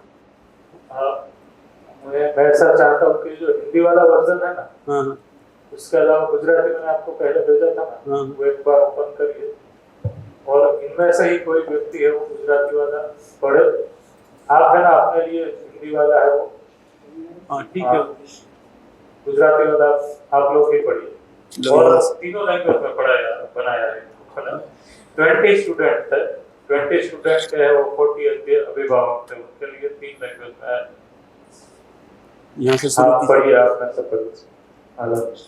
હાજરી ગેરહાજરી પ્રોટોકોલ, જો તમારા બાળકની આયોજિત ગેરહાજરી હોય અથવા તમારા બાળકની તબિયત સારી ન હોય અને તેમને ઘરે રહેવાની જરૂર હોય તો કૃપા કરીને શાળાને જાણ કરો। ઉપરાંત જો તમને છોડવામાં અથવા ઉપાડવામાં અણધારી રીતે મોડું થાય તો કૃપા કરીને શાળાને જાણ કરો જેથી દરેક બાળકની હાજરીની યોગ્ય રીતે નોંધ કરવામાં આવે। શાળા પ્રશાસનનો સંપર્ક કરવા માટે email ID, phone number Telegram group में शेयर કરવામાં આવશે। બીમારી સ્ક્રોલ કરો અહીંયા થોડું। જો તમારું બાળક અવ્યવસ્થા અનુભવતું હોય તો અમે તમને પ્રોત્સાહિત કરીએ છીએ કે તેઓને યોગ્ય કાળજી અને આરામ મળે જેથી તેઓ સંપૂર્ણ રીતે સારું અનુભવે અને ટૂંક સમયમાં ફરીથી અમારી સાથે લર્નિંગ સેન્ટરમાં જોડાઈ શકે। પુરવઠો અને સંસાધનો, તમારા બાળકને નીચેની વસ્તુઓ તેમની સાથે લર્નિંગ સેન્ટરમાં લાવવાની જરૂર પડશે. 2 પેન્સિલો, 1 પૂછવા માટેનું રબર, 1 શાર્પનર, 2 પેન ગ્રેડ 5 અને ઉપરના વિદ્યાર્થીઓ માટે, પેન્સિલ, ક્રેયોન્સ જો તમારી પાસે હોય તો, 1 ગણિતની નોટબુક ગ્રાફ ગ્રેડ 4 સુધી, 1 ગણિતની નોટબુક લાઇન્સ ગ્રેડ 5 અને ઉપરના વિદ્યાર્થીઓ માટે, 1 સ્કેલ, ફૂટપટ્ટી, 1 pencil case, compass box, napkin, પાણીની બોટલ, તેમની બેગમાં પેન્ટ અને શર્ટની વધારાની જોડી જો તેમના કપડાં ગંદા અથવા ભીના થઈ ગયા હોય તો. શાળાની કેટલીક વસ્તુઓ હશે જે અમે દરેક બાળકને આપીશું. આપણું લર્નિંગ સેન્ટર એ વાલીઓ થકી ચાલતું સેન્ટર છે. તે અંતર્ગત દરેક માતા પિતા આ પ્રકારના ખર્ચમાં સહયોગી થાય તેવી અપેક્ષા સાથે અમે તમને તે વસ્તુઓ માટેની ફી જણાવીશું. Learning centre uniform. Global guardian learning centre યુનિફોર્મની ડિઝાઇન તૈયાર કરવાની પ્રક્રિયામાં છે. અમે એવા યુનિફોર્મ ડિઝાઇન કરી રહ્યા છીએ જે આરામદાયક અને માનવ સ્વાસ્થ્ય માટે સારા અને પર્યાવરણ માટે સારા હોય. ગણવેશ તમામ બાળકોને તેમની તમામ દૈનિક પ્રવૃત્તિઓ દરમિયાન આરામદાયક, સરળ અને હળવા હોય તે પ્રકારે રહેશે. જ્યાં સુધી યુનિફોર્મ તૈયાર ન થાય ત્યાં સુધી અમે બધા બાળકોને આરામદાયક વસ્ત્રો પહેરવા માટે કહીએ છીએ. તે ધ્યાનમાં રાખીને કે બાળકો અભ્યાસ કરશે, રમતા હશે અને સાથે સાથે ઘણા હેન્ડ ઓન પ્રોજેક્ટ્સમાં પણ વ્યસ્ત હશે. કૃપા કરીને તમારા બાળકને તે દિવસે હવામાન અનુસાર યોગ્ય કપડાં સાથે મોકલો. આરામદાયક ટી-શર્ટ અને પેન્ટ પહેરવાથી સારી રીતે કામ કરી શકાય છે અને ઠંડી સવાર માટે વધારાની લાંબી વાયનો શર્ટનો અથવા સ્વેટર લાવી શકાય છે. ફી ધોરણ. આપણા લર્નિંગ સેન્ટરના તમામ શિક્ષકો ઉપકાર વિધિ દ્વારા શીખવે છે. એટલે કે તેઓ કોઈ નાણાકીય વિનિમય માટે નહીં પણ સામાજિક પ્રગતિમાં ભાગ લેવાની ઈચ્છા સાથે શિક્ષણમાં જોડાય છે. આપણા લર્નિંગ સેન્ટરને ચલાવવાના ખર્ચને જાળવવા માટે આપણા લર્નિંગ સેન્ટરના વાલીઓ દ્વારા તમામ સંચાલન ખર્ચ સહયોગ વિધિથી વહન કરવામાં આવશે. બાથરૂમ. અમે સમાજના VIP પ્રવેશ દ્વાર પરના રિસેપ્શન ડેસ્ક પર પાસેના બાથરૂમનો ઉપયોગ કરીશું. આ બાથરૂમ મુખ્યત્વે અમારા લર્નિંગ સેન્ટરના વિદ્યાર્થીઓને સમર્પિત કરવામાં આવશે. ઉત્સવ શાળાના તમામ વિદ્યાર્થીઓ શિક્ષક સાથે બાથરૂમમાં જશે અને તેમને સપોર્ટ મળશે. જો આ બાબત વિશે તમારે કોઈ મહત્વપૂર્ણ માહિતી શેર કરવાની જરૂર હોય તો કૃપા કરીને તમારા બાળકના શિક્ષકને જાણ કરો. અમે ભલામણ કરીએ છીએ કે તમે બાળકો માટે કપડાનો વધારાનો સેટ પેક કરો. Learning centre Telegram group. GGS અભિભાવક નામના અમારા GG learning centre Telegram group દ્વારા અમે તમને અને તમારા પરિવાર સુધી માહિતી પહોંચાડીશું, જે અમારી મુખ્ય રીત છે. આ ગ્રુપમાં જોડાવા માટે બાજુનો QR કોડ સ્કેન કરો. લર્નિંગ સેન્ટરમાં પોષણ. આપણું લર્નિંગ સેન્ટર તમામ વિદ્યાર્થીઓને સ્વસ્થ, પૌષ્ટિક ભોજન અને નાસ્તો પ્રદાન કરશે. ઉત્સવ શાળા માટે નાસ્તો, હળવો નાસ્તો, સુખ શાળા અને શાંતિ શાળા નાસ્તો, હળવો નાસ્તો, બપોરનું ભોજન. કૃપા કરીને ખાતરી કરો કે બાળકો ઘરેથી શિક્ષણ કેન્દ્રમાં કોઈ નાસ્તો અથવા ખાદ્ય પદાર્થો લાવે નહીં, જેથી દરેક બાળક લર્નિંગ સેન્ટરમાં દરેક પ્રકારનો હેલ્ધી ફૂડ ખાવાનું શીખે. જો તમારા બાળકને કોઈ પણ ખોરાકની એલર્જી હોય અથવા કોઈ ખાસ ખોરાક જે તે ખાવા માટે અસમર્થ હોય તો કૃપા કરીને શાળાને જાણ કરો, જેથી અમે તે મુજબ તેને સમાવવા માટે અમારા શ્રેષ્ઠ પ્રયાસો કરી શકીએ. લર્નિંગ સેન્ટર સમયપત્રક. તમને અમારા સમયપત્રકની નકલ તેમજ આગામી મહિનાઓ માટેનું કેલેન્ડર ટૂંક સમયમાં પ્રાપ્ત થશે. સલામતી. વિદ્યાર્થીઓની તેમની તમામ દૈનિક પ્રવૃત્તિઓ દરમિયાન શિક્ષકો દ્વારા દેખરેખ રાખવામાં આવશે. અમે વિદ્યાર્થીઓની સલામતી પ્રક્રિયાઓ અને પ્રોટોકોલ શીખવવાનું સુનિશ્ચિત કરીશું. કૃપા કરીને ખાતરી કરો કે બાળકો લર્નિંગ સેન્ટરમાં કોઈ પણ ઘરેણાં, સ્માર્ટ ઘડિયાળ અથવા અન્ય કોઈ પણ મોંઘી વસ્તુઓ વગેરે લાવે નહીં. માતા પિતા સાથેનું કમ્યુનિકેશન. માતા પિતા અને શિક્ષકો વચ્ચેનો સંવાદ આ શિક્ષણ માટે આવશ્યક ઘટક છે. આપણા લર્નિંગ સેન્ટર અને તમારા બાળકની પ્રગતિ વિશે સતત સંચાર સુનિશ્ચિત કરવા માટે અમે પ્રદાન કરીશું.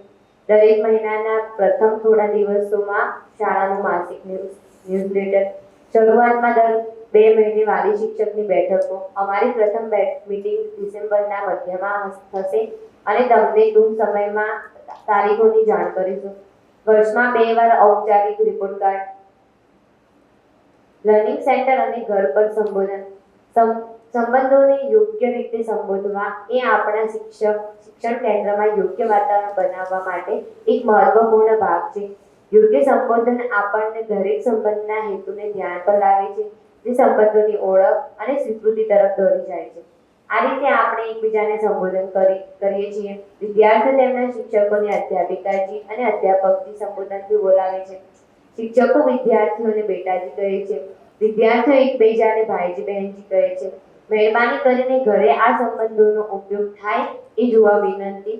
ઘર અને લર્નિંગ સેન્ટર વચ્ચેની સુસંગતતા આ શિક્ષણની સફળતામાં મદદ કરશે. જો તમારી પાસે કોઈ ખાસ માહિતી હોય કે જે તમારે આપણા લર્નિંગ સેન્ટરમાં તમારા બાળકની જરૂરિયાતોને સમાયોજિત કરવા માટે જણાવવાની જરૂર હોય તો કૃપા કરીને તમારા બાળકના શિક્ષક અધ્યયન કેન્દ્રના વહીવટતંત્રના સંપર્કમાં રહો. જો તમને કોઈ વધુ પ્રશ્નો અથવા ચિંતાઓ હોય તો કૃપા કરીને લર્નિંગ સેન્ટરનો સંપર્ક કરો. આપણે સૌ સાથે મળીને સફળ વર્ષ સુનિશ્ચિત કરવા આતુર છીએ. આપની વિશ્વાસ ગ્લોબલ ગાર્ડિયન લર્નિંગ સેન્ટર.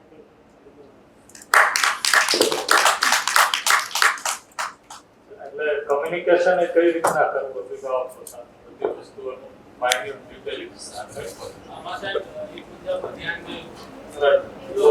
જો ઘરેણા આપણે શાળામાં છોકરીઓ સોના ચાંદીના ઘરેણા ये सब પ્રોબ્લેમ થાય છે હોય હા. એટલા માટે આપણે જે પણ આવા છે એ મેનેજરિયલ નિર્ણય લેવાના હોય ને એ પ્રવીણભાઈ આપણે સાથે મળી ડોક કરી અને પછી અભિભાવકોને આવી રીતના મેસેજમાં જણાવી દે અને મીટિંગ હોય ત્યારે મીટિંગમાં ફરીથી સાચું છે એ કહી દે અને લઈને આવે તો એની ઉપર છે ડિસિપ્લિનરી એક્શન તરીકે આપણે જે પણ स्टेप लेवा पड़े. मुझे लगता है मेहुल भाई एक लिस्ट आप बना ही लें. मतलब ये तो छोटे बच्चों के लिए लिख रहे हैं, एक लिस्ट बना लें कि सब बच्चों के लिए हमें घर पे मतलब क्या क्या चीजें, और फिर भाषा अब हमने देख ही लिए कि वो भाषा बहुत सटीक और है ना एक तरीके से भावपूर्ण. और अब मुझे इससे एक नया एक विचार आ रहा है, आप उसको सोचिए. मुझे लगता है कि हमारे स्कूल की तरफ से समय समय पे अभिभावकों के लिए लेटर अलग अलग तरीके के, जैसे मुझे एक लग रहा है कि जब बच्चियां आपकी 6 में आ रही है ना, 5वीं 6ठी में 11-12 साल में, जब उनका पीरियड वाला भाग शुरू हो रहा है तो माताओं के लिए एक विस्तृत एक लेटर आपकी तरफ से जाए, कक्षा अध्यापिका की तरफ से या कक्षा है ना बेसिकली कक्षा अध्यापिका की तरफ से या किसी भी शिक्षक की तरफ से जाए कि भाई अब ये उम्र हो गई है, इसका ध्यान रखें, है ना, इसमें क्या क्या इसका ख्याल रखें, है ना, किस तरह का ख्याल रखें. ये भी इस तरह के, या लड़के अब बड़े हो रहे हैं तो इनका ध्यान इस रूप में रखें कि ये दोस्तों के साथ मतलब अकेला तो नहीं, जैसे 9-10 का बच्चा अगर बहुत अकेला रह रहा है, अकेला रहना पसंद तो नहीं कर रहा है, इन चीज़ों पे ध्यान, ये सब चीज़ों को हम कर सकते हैं. हाँ, तो समय समय पे जैसे अब बच्चा 9th में आ गया तो 9th के बाद बच्चे में क्या चेंज आ रहे हैं मानसिक रूप से, है ना, माँ बाप को एक लेटर चला जाए. जब बच्चा 6 में आ रहा है तो लड़कियों के लिए अलग चला जाए शरीर संबंधी को लेकर के, और लड़कों के लिए भी कुछ भेजना है तो भेज ही सकते हैं, है ना. तो ऐसा 3 से 5 में, जब वो 3 में आए तो एक बार, फिर 6 में आ रहा है, फिर 9 में आ रहा है, ऐसे 3 टाइम पे उसको, है ना. तो ऐसा हम इसको एक जस्ट एक विचार है, इसको थोड़ा फैलाइए तो देखिए कि इस पे क्या कर सकते.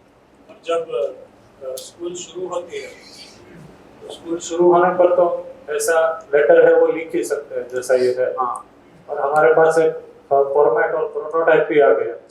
ये तो फिर भी हमने उस समय बहुत ही जल्दी में हड़बड़ी में बनाया था, वरना इसको बिल्कुल एक जो पोस्टर हम बनाते हैं उस तरीके से बना के और भेजने वाला. हाँ, और हमें वो कदम वो ऐड करके कर सकते हैं.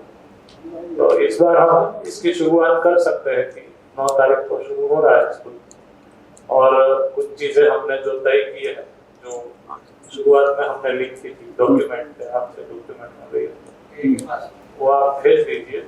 और मुझे लगता है कि इस प्रकार के काम में प्रवीण भाई आप एक्टिवली पार्टिसिपेट कीजिए, कि क्योंकि एज ए व्यवस्थापक आपको ये भाषा, इस प्रकार के लेटर अभिभावकों को लिखना, ठीक है, और लोगों को लिखना, ये सब कुछ है, और उसमें मैं आपके साथ में जहाँ पे भी आपको जरूरत पड़े, और फिर अंत में जाके वो टीचर के द्वारा वेरीफाई होकर वो जाए। और इसको दोनों तरीके से, एक तो जो ऑफिशियली आपका लेटर हेड पे जाएगा, दूसरा उसी को कैनवा पे डाल के, मतलब कैनवा में डाल के फिर वो डिजिटली भी माँ बाप तक चले जाए, और वो हमारा जो सामान्य ग्रुप है ना, उसमें भी चला जाए, तो वो भी एक चीज है। तो इसको इस साल से शुरू कर सकते हैं, है ना, तो उसकी भाषा को थोड़ा देख सकते हैं। ये ठीक हो गया, आगे चलें। अभी मतलब पोस्ट करने वाले में हम नहीं जा रहे थे इस बार, हाँ डिजिटली ही करें सॉफ्ट, क्योंकि ये भी इस तरीके से था, और कैनवा में है वो डिजिटली हम कर दें इस बार। પ્રવીણભાઈ તમે અહીંયા છો નહીં તો પછી ધવલભાઈની યારે તમે એકવાર કોર્ડિનેટ કરીને જવાબદારી છે એ વ્યવસ્થિત થઈ જાય જો સોફ્ટ કોપી બધા WhatsApp ગ્રુપ જ WhatsApp ગ્રુપમાં જ મૂકવા અને કોઈ પણ જગ્યાએ કાંઈ ન આવડે તો હું છું તમને એક ડ્રાફ્ટ તૈયાર કરો બધા અને સ્ટાન્ડર્ડ વાઇઝ છે ડ્રાફ્ટ થોડા અલગ જ થશે। સાહેબ આપણે વાલીને સંદેશ મોકલવાનો છે ને, હા વાલી તો આ મેસેજ બાળકોએ જોશે ને? હા જોશે કાંઈ વાંધો નહીં। આમાં કોઈ આપણે બાળકો વિશે કાંઈ બીજું બોલું તો ન ગમે એવું તો ક્યાં આપણે કરીએ, કારણ કે બાળકો આવે એટલે આપણે ના એ આમાં નથી કરવાનું, એ અલગ લેટર, એ તો તમને રાજેશભાઈએ કીધું કે તમે એની અલગથી એવું તૈયારી કરો, લિસ્ટિંગ કરો કે આવી કઈ કઈ વસ્તુઓ છે એ આપણે એને આ તો આપણે વેલકમ લેટર છે એ લખીએ છીએ શાળા ખુલવાની શરૂઆત સાથે, અને હા હે ના એવું જરૂરી નથી, આગળ હરેક WhatsApp ગ્રુપ વાલીનું છે એમાં આપણે PDF મોકલી બરોબર। चलिए હવે તો કંકોત્રી એ PDF થવા માંડી છે। વિવાહ સંસ્કાર છે એ 16 સંસ્કારમાંથી એક મહત્વપૂર્ણ સંસ્કાર છે, એ PDF ઉપર થતું હોય તો આ તો આપણે PDF ઉપર કરવું જ છે। હા જ્યારે એવું જરૂર જણાય ત્યારે આપણે છે કોઈ અર્જન્સી હોય, ધ્યાન આકર્ષણ હોય તો આપણે એને લેટર લખીને કહેશું। आगे बढ़े। એટલે આમાં આપણો વિભાગ વાઇઝ અલગ અલગ વસ્તુ એડ કરી હા તો વિભાગ વાઇઝ એક જવાબદારી જ આપી દી અથવા એક પેડ જે નિયમ અથવા એ વસ્તુ એટલે એ ચારે વિભાગમાં આપણે ચારે વિભાગની અલગ અલગ જવાબદારી રાખીએ, તો પછી એ ચારે વિભાગના જે પ્રિન્સિપલ છે એ પેલા કરે અને વેરિફિકેશન માટે તમારી પાસે આવે પછી તમે જોઈ લો, પછી એકવાર મને મોકલો, એ રીતના કરીએ। આમાં ક્લિયર આ એક્શન ટેકનમાં લખી નાખજો। વેલકમ લેટર છે 9 તારીખે સ્કૂલ ખુલે છે એટલે 7 કે 8 તારીખે છે પહોંચી જાય એવું તમને જુનિયર કેજીમાં જે નવા બાળકોનું એડમિશન થશે તો એ તમે જ્યારે શાળા ખુલશે એ વખતે એનું ગ્રુપ બનશે તો એમાં ક્યારે એ લોકોને ગ્રુપ નથી તો નહીં થાય, તો જ્યારે બને પછી મોકલીએ તો ચાલે। હા જે બાળકો છે એ લોકો તો આવે છે। चलिए બોલો આમાં કોઈ એમ્બિગ્યુટી, કોઈ સંદેહ ક્લિયર ઇન્સ્ટ્રક્શન ये हो गया। ये वो आज्ञा पालन और सहयोग में क्या निर्णय हुआ? फाइनली वो आज्ञा पालन में ही आ रहे हैं, कक्षा 2 तक आज्ञा पालन में आ रहे हैं, क्योंकि वही सही आज्ञा पालन ही उसका सहयोग है, नहीं तो वो फिर मिक्स हो जाएगा और फिर कंफ्यूजन में जाएगा। उसमें जब मैंने ये समझाया था ना तब इसको लिया भी था इस तरीके से हाँ कि आज्ञा पालन का अगर आप PPT भी देखेंगे लिखा हुआ है तो मैंने कहा था कि चलो ये मिलकर करते हैं, उस अर्थ में ही आज्ञा आज्ञा पालन तो बच्चा क्योंकि अकेला नहीं कर पाएगा आप बोलेंगे और उसे कर देना है, ऐसा नहीं होगा। कक्षा 1 कक्षा 2 तक है ना, तो सहयोग के साथ ही है आज्ञा पालन। इसको ऐसा लिखे हम, जिसको हम बोले अनुकरणीय निर्देश।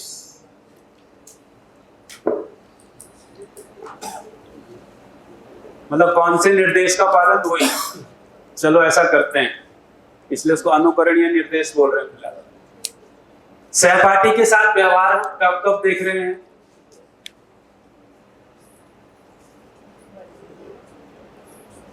कब कब पकड़ में आते हैं?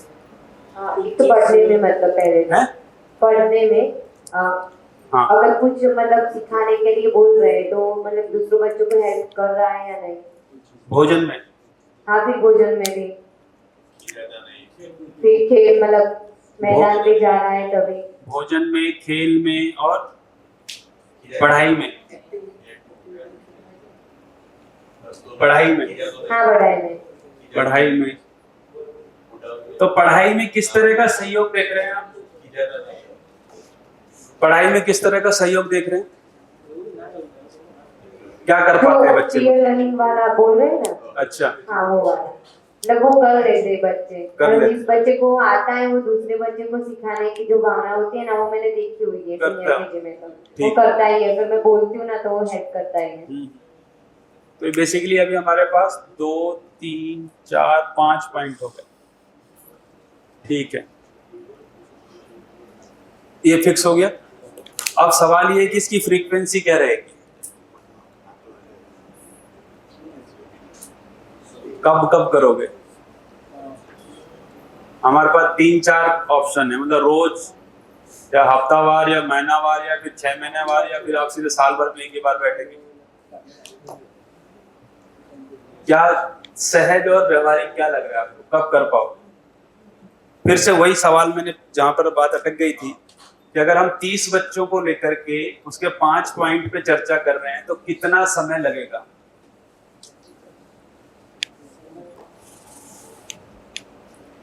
सहमत होने में। मान लीजिए आप और मैं बैठे हैं और हमको किसी एक व्यक्ति बोलना है कि भाई ये संबोधन कैसा रहा इसका, तो आप भी क्लास में थे और मैं भी क्लास में था, तो एक जनरल ऑब्जर्वेशन तो जाएगा ही हमारा।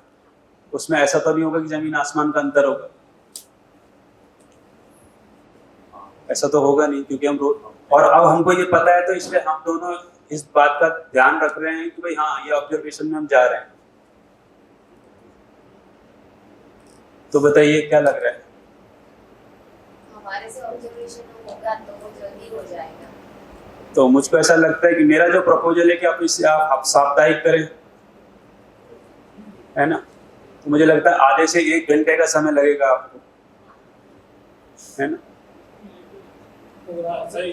मुझे ऐसा लगता है कि भैया ये मतलब हम जो डे टू डे व्यवहार करते हैं, आप सब बच्चों के साथ रहते ही हैं, तो मतलब जैसे हम एक दूसरे का परस्परता में कैसे मूल्यांकन कर पाते हैं, ठीक है, कि यामिनी बेन का स्थिति क्या है, भावना बेन का स्थिति क्या है, सबका स्थिति क्या है, तो एक मूल्यांकन हमारा रहता ही है हर एक पक्ष में। जब हम सतर्क रहते हैं कि हमें ये पक्षों का मूल्यांकन करना है, मान लो सहयोग है, आज्ञा पालन है, संबोधन है, तो फिर हम एक्टिवली सतर्कता पूर्वक इसको पूरे दिनचर्या में देखते रहेंगे। और फिर भैया ने जैसे कहा, जैसे कि मान लो वीकली हमें एक बार कोई भी एक इसकी हम डायरी या जर्नल फिक्स करें जहाँ पे हमें ये लिखना है हर एक बच्चे का रिकॉर्ड, तो उसके सामने हम लिख डालें इस बार कि, या फिर टैबलेट में ही, डायरी या जर्नल की बजाय टैबलेट एक्सेल में ही हो जाएगा, तो अंत में जाके वो ग्राफ या डेटा भी कुछ भी बनाना है तो बन जाएगा। तो उसमें है वो हम सिर्फ ग्रेड कर दें कि मुझे लगता है कि ये इस बच्चे का इस बार सहयोग का मैंने जितनी बार नोटिस किया उसमें से लगभग ये कर पाया, तो इसको हम ए ग्रेड दे दिए, ऐसा मैं सोच रहा हूँ। हाँ, सोच के फिर उसका तरीका ये होगा, फाइनली आप उसको 6 मंथ के रिजल्ट में दिखाएंगे, हाँ, है ना? तो मान लिया जाए आपने 6 मंथ में एक महीने में 4 हफ्ते होते हैं, और मान लिया जाए आपके 6 महीने का मान के चलिए 24 हफ्ते का है, तो अगर आपने 24 हफ्ते में मान लिया जाए ए दिया है, कहीं बी कहीं सी, तो आप उसको कैसे औसत करोगे? तो मुझको ऐसा लगता है जो साप्ताहिक वाला होगा उसमें इनको अंक करने पड़ेंगे अपने लिए, राइट, है ना? करना पड़ेगा, सही। जैसे साप्ताहिक करोगे तो इस हफ्ते मान लीजिए आपने 10-10 अंक सबको दे रखे हैं, तो संबोधन में वो 10 के कितने नजदीक पहुंचा और फाइनली 1 हुआ है। फिर जब आप 6 महीने, तो उसका 6 बार हुआ है, 6 हफ्तों में 6 बार, 24 बार हुआ है, तो यानी कि उसका 240 अंक हो गए संबोधन में। अब 240 में वो कितना पहुंचा, तो वो ABC आप उसको आराम से कर पाओ। ऐसा एक फॉर्मेट आप बना ही सकते हो। तो ये ठीक हो गया, चलिए एक तो ही निपट गया। 240 का परसेंटेज नंबर निकाल देना, वो परसेंटेज निकालेंगे और सिंपल है ना, जो भी 80 से ऊपर है वो आपका A है ना, 60 से 20 के 80 के बीच में वो B है, ऐसा करके, है ना। अंत में जो मार्कशीट है वहां पे तो हम ABC, और तब वो मार्कशीट में जाएगा तो वो ABCD जाएगा, है ना, ठीक हो गया। और मार्कशीट में क्या है कि वो, जैसे मार्कशीट को आप ऐसे भी डिजाइन कर सकते हैं कि ऐसे सिंगल में जब आप वर्टिकल कर रहे हैं तो इसमें सब्जेक्ट के नंबर दे रहे हैं, और यहाँ ये ऐसे एक अलग से बन रहा है जिसमें आपने ऐसा भी कुछ कर सकते हैं, जैसा भी आप वो एक अलग से मेंशन कर सकते हैं व्यवहार वाले भाग। हाँ, वो तो अलग ही करेंगे, क्वालिटेटिव। तो वो नीचे वाला वो अलग, तो वर्टिकल आपके नंबर आ गया, नीचे आपका व्यवहार आ गया। अगर किसी को कुछ ऐसी मार्कशीट कहीं पर मिलती है, अपने बच्चे को कहीं पर पढ़ाया है, किसी के बच्चे को नहीं, हमने बनाई थी मसूरी में, मेरे को वो ढूंढनी पड़ेगी घर पे जाके, तो वो ऐसे, और या लैपटॉप पे भी ढूंढनी पड़ेगी पुराने किसी। हमने तो बनाई थी, हम भी वो व्यवहार का करते ही थे ऐसे ही। और थोड़ा अगर देखेंगे नेट पे तो भी कुछ फॉर्मेट्स तो मिलते हैं। तो ये फिक्स हो गया, तो ठीक है ना, तो इसकी फॉर्मेटिंग आप लोग कर लोगे, ठीक है। चलिए, और यही मुद्दे शायद मैंने जो बीच में शेयर किया था ना डायरी में, हैबिट ट्रैकर में भी आप यही मुद्दे रख सकते हैं। फर्क इतना ही है कि बच्चे उसका मूल्यांकन खुद करें, बच्चा खुद है वो डेली टिक करता रहे कि मैं ये संबोधन इस बार ठीक कर पाया या नहीं, आज्ञा पालन कर पाया या नहीं। और एज ए अध्यापक आप उसको ध्यान आकर्षण करवाएंगे कि आपको करना है, तो टिक करने के लिए उनका भी पूरा दिन में सतर्कता रहेगा कि मुझे ये बातों का ध्यान रखना है।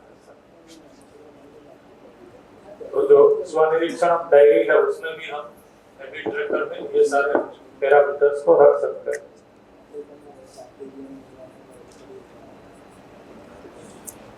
अब आते हैं 3 से 5 पे। 3 से 5 में कुछ जोड़ना है?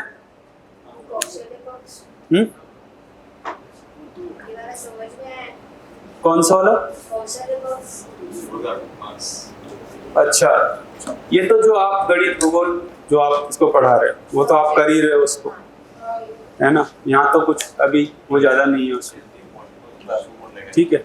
उसके दूसरे वाले भाग पे हम थोड़ा कल देखेंगे। कौशल पक्ष में तो मतलब केजी तक क्या है, सीनियर केजी में क्या है आपका, हिंदी, भाई गणित, गुजराती और अंग्रेजी है। फिर कक्षा 2 में आते हुए भाषा हो गई, तो कौशल पक्ष का आएगा, है ना। मैं तो ये इसलिए लिखा था कि हम 2 भाग में मूल्यांकन कर लेंगे, इसलिए मैंने दूसरा लिखा।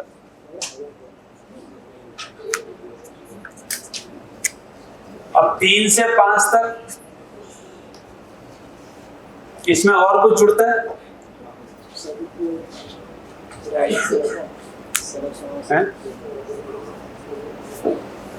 यहाँ से आज्ञा पालन के बजाय क्या हो जाएगा शुरू शायद? अनुशासन 3 से शुरू हो जाएगा। अनुशासन तो 5वीं कक्षा के बाद। तो यहाँ भी आज्ञा पालन, ठीक। तो फिर 5वीं तक भी यही रहा। हाँ जी, अब आए 3 से 5 हैं। इसमें कुछ और आपको लगता है कि 3 से 5 में कुछ और भी देखना है हमको?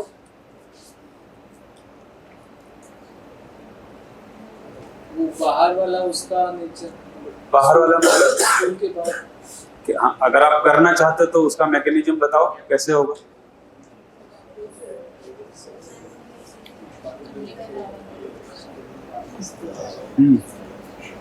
बताइए, कुछ बोलना है? हाँ,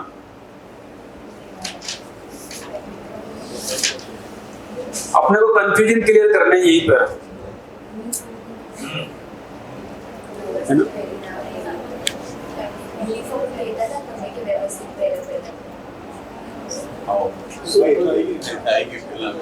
हैं? संबोधन तो यहाँ पे देखेंगे हम। और આપણે શું કરી શકીએ કે આપણે માનવ તીર્થનું थोड़ा समय पहला गए तो वेकेशन में ये लोग वेकेशन में भैया वो क्या करते थे कि बच्चों को एक 1 पेज का A4 पेज का है वो कुछ क्वेश्चन आंसर देते थे। तो उसमें ऐसा क्वेश्चन रहता था अभिभावकों के लिए कि ये चीजों में आप बच्चों को कैसा देखते हैं। तो फिर जो भी हमें शाला के बाहर का चरित्र का मूल्यांकन करना है तो हमें ऐसे कुछ क्वेश्चंस आइडेंटिफाई करने पड़ेंगे स्टैंडर्ड वाइज, और उसमें हम सामाजिक क्वेश्चंस को भी, जिसकी शायद अभिभावकों की भी डिमांड है भैया कि हमारे बच्चे में ये चीजें हो। ठीक है, तो एक कॉमन है डिमांड, वो ये है कि बच्चा है वो समय पे पढ़ने के लिए भी बैठे, वही तरीका है। तो ऐसे हम बच्चों के साथ ही एक A4 पेज का जेरोक्स निकाल के भेजे और बच्चों को कहे कि ये आपको अपने अभिभावक के पास से भरवा के लाना। ज्यादातर उसमें है वो हमें मतलब रैंकिंग टाइप के ही क्वेश्चन पूछना है, सही गलत वाले, सही गलत वाले, और मतलब आपका बच्चा है वो डेली पढ़ता है कि कितना बच्चा इतना घंटा है वो पढ़ने के लिए बैठ पाता है। तो फिर लिखा है कि 1 भी घंटा नहीं, फिर आधा घंटा, 1 घंटा, 2 घंटा, ऐसा कुछ ऑप्शन। फिर वैसे ही बच्चा है वो घर के सभी सदस्यों के साथ सम्मान पूर्वक बात करता है, आदर करता है, सत्कार करता है, तो उसका नंबरिंग फिर स्टार। ठीक है, फिर बच्चा है वो आस पड़ोस में पड़ोसों का सम्मान करता है और उसके प्रति कर्तव्य दायित्व का निर्वाह करता है। ठीक है, फिर तीसरा की जो सामाजिक संपत्ति है उसका है वो सदुपयोग करता है और उसे खराब नहीं करता है। ऐसा कुछ क्वेश्चंस को हमें ब्रेनस्टॉर्म करके सोचना पड़ेगा। समझ में आ रहा है? और ऐसे क्वेश्चंस हमें पेरेंट्स के पास से लिखवा के फिर वो है वो डाल दें। उसमें काफी बढ़िया रहेगा ये, इसको अगर हम ये ऐसे कई स्कूल करते हैं। मतलब मैं आपके प्रपोजल के बाद यही बात आने वाली थी। ऐसे हरियाणा के 1-2 स्कूलों को मैं जानता हूँ, लेकिन वो इसको थोड़ा डीपर मतलब बहुत गंभीरता से करते हैं। तो उसमें बेसिकली वो बच्चों के हाथ नहीं छोड़ते हैं उसको। जैसे उन्होंने पहले बच्चों के हाथ दिया उसको, तो पता चला वो बच्चे खुद ही भर के आ गए। बहुत सारे तरीके होते हैं उसमें। तो फिर वो टीचर्स को भेजते हैं, मतलब एक टाइम निकालते हैं वो, पर वो क्या करते हैं कि रेगुलर नहीं है उनका।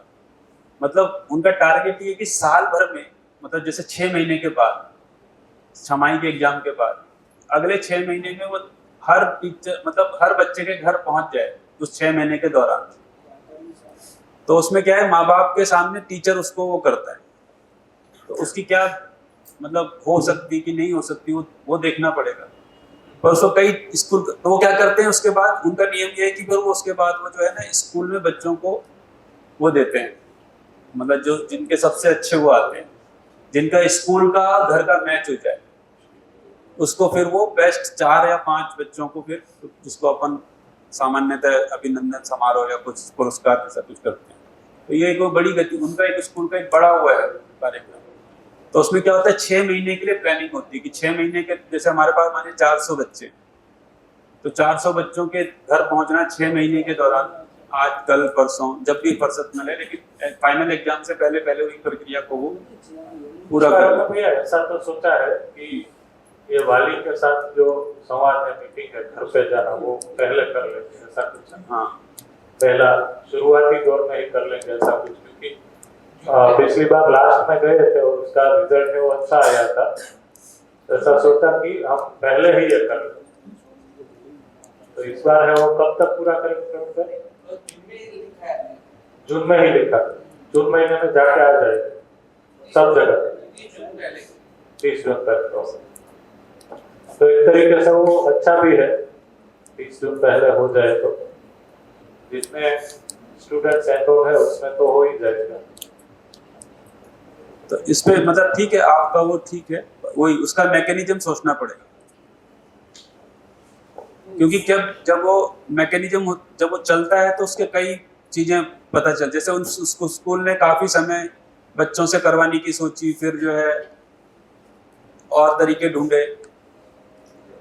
इससे ये भी फायदा होगा कि मतलब अभिभावक आते हैं मतलब वाले मीटिंग में वगैरह, तो बोलते हैं कि मेरे बच्चे को ये अभी तक नहीं हो पाया, या ये हमारे पास डॉक्यूमेंट हाँ रहेगा कि नहीं आपने ये भर के दिया है, तो तब आपको हाँ बताना चाहिए था। तो या तो ये तरीका हो कि जब पेरेंट्स आए स्कूल में, पेरेंटिंग एक फॉर्म को भरने में ऐसा कुछ हम बहुत सारे 100 सवाल ना हो, पर सटीक 7, 8, 10 सवाल हो, 15 सवाल हो, और वो उसको वहां पे भर के जाए, क्योंकि उसको केवल टिक करना है।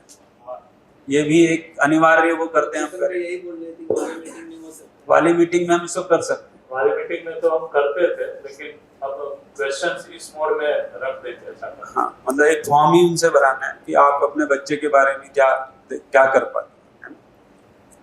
तो सुबह टाइम से उठता है, भाई सुबह उठता है, स्वयं से उठ जाता है, एक बार बोलने से उठता है, या 36 बार जो है ना उसको झकझोरना पड़ता है, ठीक है, मतलब एक से ज्यादा बार उसको बोलना पड़ता है ना।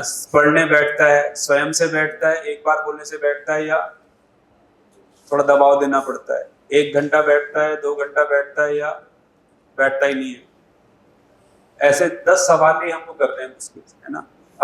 अपने स्कूल से जाने के बाद अपना सामान जो है ठीक से रख लेता है या कहीं भी रख देता है ना, ठीक है। ऐसे कुछ 10 एक सवाल है, जब पेरेंट्स आए तो इसको रखें फिर एक्शन प्लान। हाँ, एक्शन प्लान तो इसको भी नोट कर लीजिए। फिर कोई व्यक्ति ऐसे सवालों को कौन डिजाइन करेगा?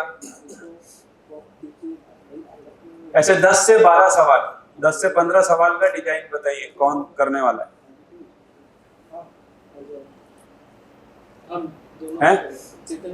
हाँ, आप दोनों कीजिए, है ना। एक बार इस पे वाली के साथ भी संवाद होना जरूरी है कि जो भी स्थिति है वो भी रखे, लेकिन ज्यादातर वाली ऐसे होते हैं कि पॉजिटिव ही अच्छा है, अच्छे लगते हैं, क्योंकि इसको वाली मीटिंग में इसको आप एड्रेस करना है और सब स्टैंडर्ड्स के लिए कर देंगे आप किस तरीके से। पर जैसे वो जो हरियाणा का स्कूल था उसका अच्छा एक्सपीरियंस है। पहले ये सोचा गया कि हो सकता है माँ बाप बस अच्छा लिखें, पर बोला कि हमको भी ये खतरा था, लेकिन फिर उनको बोला कि एक समय के बाद मतलब कम होने लगा, क्योंकि माँ बाप को लगा कि अगर हम अपने बच्चे के बारे में झूठ लिख रहे हैं तो वो झूठ लिखते हुए अपना हाथ कांपता भैया, कितना भी हम कर लें वो, है ना, वो होता नहीं है जल्दी से, क्योंकि वो किसी को दिखाना नहीं है। तो वो ठीक है कि अभिभावक मीटिंग में उसको बोला जाए कि हम क्यों कर रहे हैं, है ना, वो करना क्यों जरूरी है, ताकि हम मैच कर पाए कि हम स्कूल में जो कर रहे हैं और वो घर में जो कर रहा है उसके बीच में कहीं कुछ मैचिंग आए। तो ठीक है, आप ऐसे सवालों को डिजाइन कीजिए, है ना, उसमें 3 ऑप्शन ही हो ज्यादा से ज्यादा, है ना, और बहुत सिंपल सवाल जिसको फटाफट। अभी तो मुझे लगता है सारे अभिभावक लगभग पढ़े लिखे ही हैं, है ना। अब तो ऐसा भैया विभाग वाइज अलग-अलग क्वेश्चंस रखते हैं, विभाग वाइज, हाँ विभाग वाइज रख सकते हैं अलग-अलग। उसमें खास करके जो पाठ्यक्रम के अनुसार कक्षा 5 से फिर शाला के बाहर का चरित्र चित्रण लेना है। हाँ, तो कक्षा 5 से ऊपर जो हम क्वेश्चन पूछेंगे उसमें सही मुझे ऐसा लगता है कि जो डिजाइन कर रहे हैं वो ये ध्यान रखें कि एक तो अभिभावकों की इच्छा रहती है कि एजुकेशन के उनका जो स्किल वाला पार्ट है उसके ऊपर उनको पूछा जाए और उनके ऊपर काम, वो उनका कंसर्न ज्यादा वही रहता है। तो उनके रिलेटेड 4-5 क्वेश्चन है वो, जैसे पढ़ता लिखता है या नहीं, हर एक सब्जेक्ट में क्या उसका आपका आकलन क्या है, ठीक है, वो लिख दे। और दूसरा है वो चरित्र के बारे में, कक्षा 5 से लेकर 10वीं तक है वो अलग अलग डोमेन के क्वेश्चंस को रखा जाए। और चौथी से केजी से चौथी की कक्षा में जो हमने ये सब रखा है, संबोधन, सहयोग, आज्ञा पालन, स्वच्छता, पाठ्य सामग्री और ये सब कुछ, उनके बारे में कि कितना घर पे संबोधन कर पाता है, ये सब कुछ क्वेश्चन है वो कक्षा 5वीं तक। और उसमें भी 2 विभाग पड़ेगी। कक्षा 2 तक है वो क्वेश्चंस थोड़े रहेंगे अलग, कुछ क्वेश्चंस है वो कक्षा 3 से 4 में कॉमन भी रहेंगे, 3-4 में, लेकिन कुछ क्वेश्चंस है वो छोटी कक्षा में अलग रहेंगे, ऐसा मुझे लगता है। और कम रहे ऐसा भी है, तो उस तरीके से किया जाए। तो हम सर 3 to 5 का हम 3 to 5 हाँ, जो ग्रुप है ना तो उसका मूल्यांकन तो करना ही उसको, तो वो अपने आप से क्वेश्चन बनाएंगे तो वो अच्छे रहेंगे। 3 to 5 में हमें पता है कि मूल्यांकन में क्या लेना है, 6 to 8 में वो ग्रुप को पता रहेगा कि हमें अपने बच्चों में क्या लेना है, तो वो ग्रुप वाइज रहेगा तो अच्छा है। और इसको हम कितनी बार करने का सोच रहे हैं? एक साल में एक बार? 2 बार नहीं रहेगा, 2 बार हैं? 2 बार मेरे ख्याल से होना चाहिए साल भर में 2 बार हैं? क्योंकि दिवाली के टाइम पे एक बार हो जाएगा तो फिर से वो पता चल जाएगा कौन कहाँ तक है। तो एक बार मतलब छमाही एग्जाम से पहले और एक बार सालाना एग्जाम से पहले।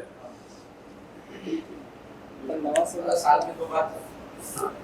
फिर इसका ये मतलब है कि इसका जो नोटिंग होगा आपको फिर वो कंप्यूटर पे भी बनाना पड़ेगा और फिर उसको चढ़ाना,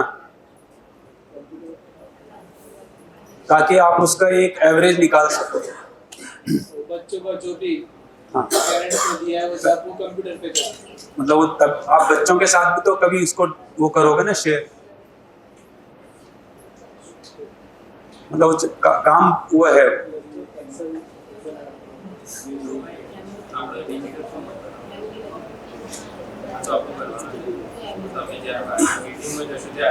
तो इसका मतलब ये है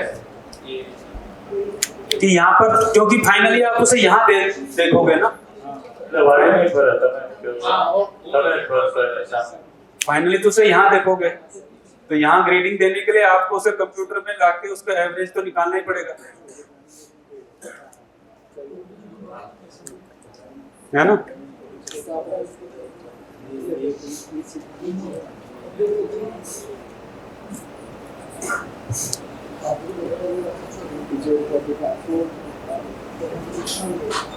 इसमें ऐसी बात हो रही है भैया कि मान लो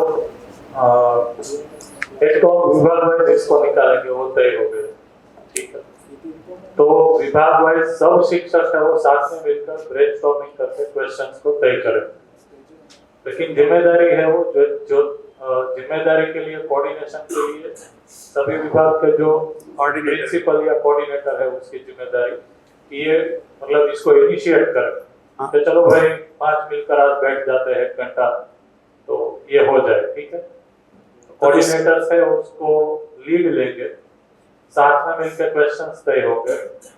और नैतिक भाई ऐसा बोल रहे हैं कि अगर हमें ही ये पढ़ना मतलब भरना है ड्यूरिंग पेरेंट्स मीटिंग, तो हम क्या करेंगे, एक वाली के साथ बैठ जाएंगे और हर एक क्वेश्चंस को बारी बारी से पूछेंगे और उनका जो रिस्पांस होगा वो ही एक्सेल में या फिर या तो ये डाल देंगे या फिर होम विजिट में आप ही पूछ के उसको डाल देंगे, ताकि वो डायरेक्टली कंप्यूटर में ही आ जाए। कंप्यूटर में तो हार्ड कॉपी में उसको एंटर करने की जरूरत नहीं, वो सही है एक तरीके से। और मान लो किसी को ऐसा लगता है कि उनके सभी पेरेंट्स, आपके मूल्यांकन में ऐसा आता है कि उनके सभी पेरेंट्स है वो मोबाइल से ठीक से परिचित है, तो आप गूगल फॉर्म भी डिजाइन कर सकते हैं और वो गूगल फॉर्म को पेरेंट्स के ग्रुप में डालेंगे तो पेरेंट्स सभी भर दे, ऐसा कर सकते हैं। लेकिन उसमें क्वेश्चन वही है कि वो गूगल फॉर्म या मोबाइल है वो स्टूडेंट्स तक भी पहुंचेगा, वो तो अंडर कंसिडरेशन ही। एक तो ये कि अपन इसकी डेट कब फाइनल, कब तक वो क्वेश्चन तैयार, 30 जून मान लें हम इसको भी या उससे पहले? हाँ, डेट इसकी तय कर मतलब जून में तो कम से कम हो जाए पूरा। वाली मीटिंग में इसको देना है कि नहीं? आप वाली मीटिंग में सॉरी विजिट में जाते हैं उसमें 30 जून के अलावा मीटिंग पूरी करानी है। होम विजिट तो उससे पहले पूरी करनी है। तो इसका मतलब ये 10 जून से पहले पहले पूरा, तो 10 जून से पहले या कब आप होम विजिट में जाओगे? अगर होम विजिट में ये लेना है नहीं, पर एक तो क्या है कि क्योंकि बच्चा मान ले जाए कि जो नया ही है, तो माँ बाप अभी कैसे उसको वो करेंगे? हाँ सही है वो। ये तो मुझे लगता है ये तो छमाई से पहले होगा, जब मतलब एग्जाम से पहले होगा। अभी शुरुआत में तो ये नहीं हो पाएगा। ये तो ये होगा कि आपके नवंबर में अक्टूबर में अगर एग्जाम हो रहे तो ये सितंबर के महीने में फिर या तो वाली को इधर बुलाया जाएगा या हम उधर जाएंगे। एक पेरेंट्स मीट तो रहेगी। हाँ जब शुरू होगा उसमें तो हम ये उनको शेयर कर ही देंगे कि हम ऐसा सोच रहे हैं। हाँ। कि आप भी अपने बच्चे को थोड़ा इन जगहों पे ध्यान दें। सत्र के एंड से पहले थोड़ा हो जाएगा। सर पदावली नाव हाँ वाली मीटिंग में तो बता रहे हो है ना। और क्योंकि फाइनली आपको ये छठी, जब आप मतलब हाफ ईयरली का एग्जाम दे रहे हो, उसको क्या बोलते हैं, पहला सत्र का एग्जाम, क्योंकि आपको उसके रिजल्ट शीट में वो दिखाना है, तो ये उससे पहले ही होना है। हाँ तो मुझे लगता है कि पहली जो एग्जाम है 6 मासिक, उससे पहले हमें ये पूरा करना है। तो कम से कम क्वेश्चन हम कम से कम 30 जून तक तैयार कर लें। एक बात है ना, इसको नोट कर रहा है कोई? क्योंकि इस टीटीपी के बाद जितने भी डिसीजन हुए हैं कम से कम वो एक सीट पे आ जाए, है ना पारस भाई? और फिर वो है ना, तो 30 जून तक हो जाए। और तो ये छठवां आ गया फिर इसमें, है ना, तो ये 6 हो गए फिर। तो ये 6 को हम कक्षा 2 तक भी लागू कर लें, सब में ही कर रहे हैं, तो ये 6 पॉइंट आ गए।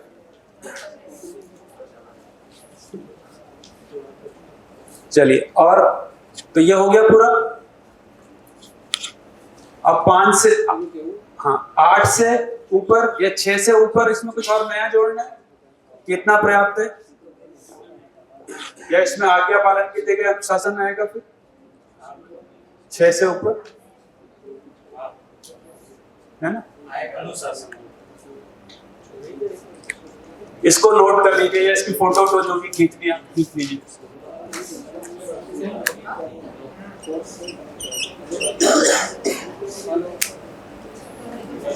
जैसे लेकर 10 तक में अनुशासन को आएगा। अच्छा, लेकिन उसमें और कोई जैसे 8 का कोई अलग है तो ठीक है, जैसे 8 का पहले का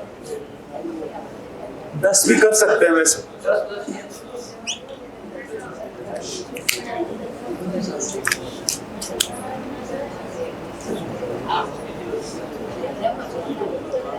अनुशासन में क्या क्या देखेंगे आप? हाँ जी, इधर अनुशासन में क्या क्या देखेंगे 6 से 10 के लेकर?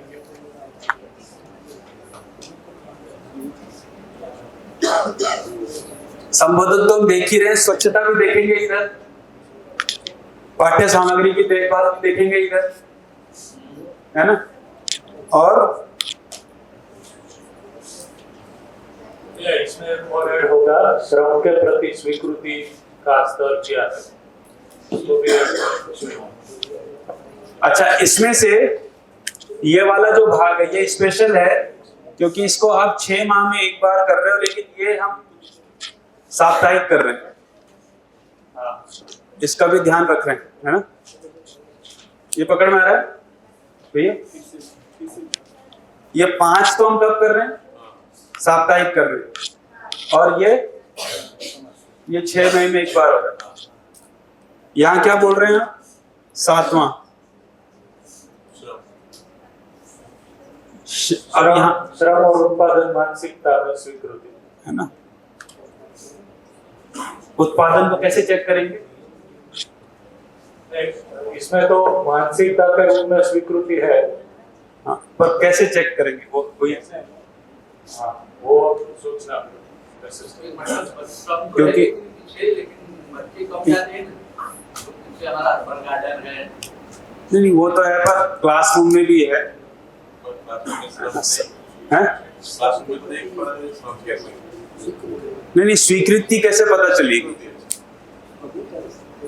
स्वीकृति तो हम जब भी कोई भी अवसर होता है तब बच्चों को काम करने भाई के जैसे लिए कोई बोलते सफाई हैं। करने को बोल दिया तो वो सफाई, ये तो क्या है, आप जनरल ऑब्जर्वेशन जो करते हैं, भाई जैसे हम कभी स्कूल की सफाई में कुछ करते हैं, छोटे मोटे जो काम होते हैं उसमें दिखता है कि वो उसको कर कैसे रहे।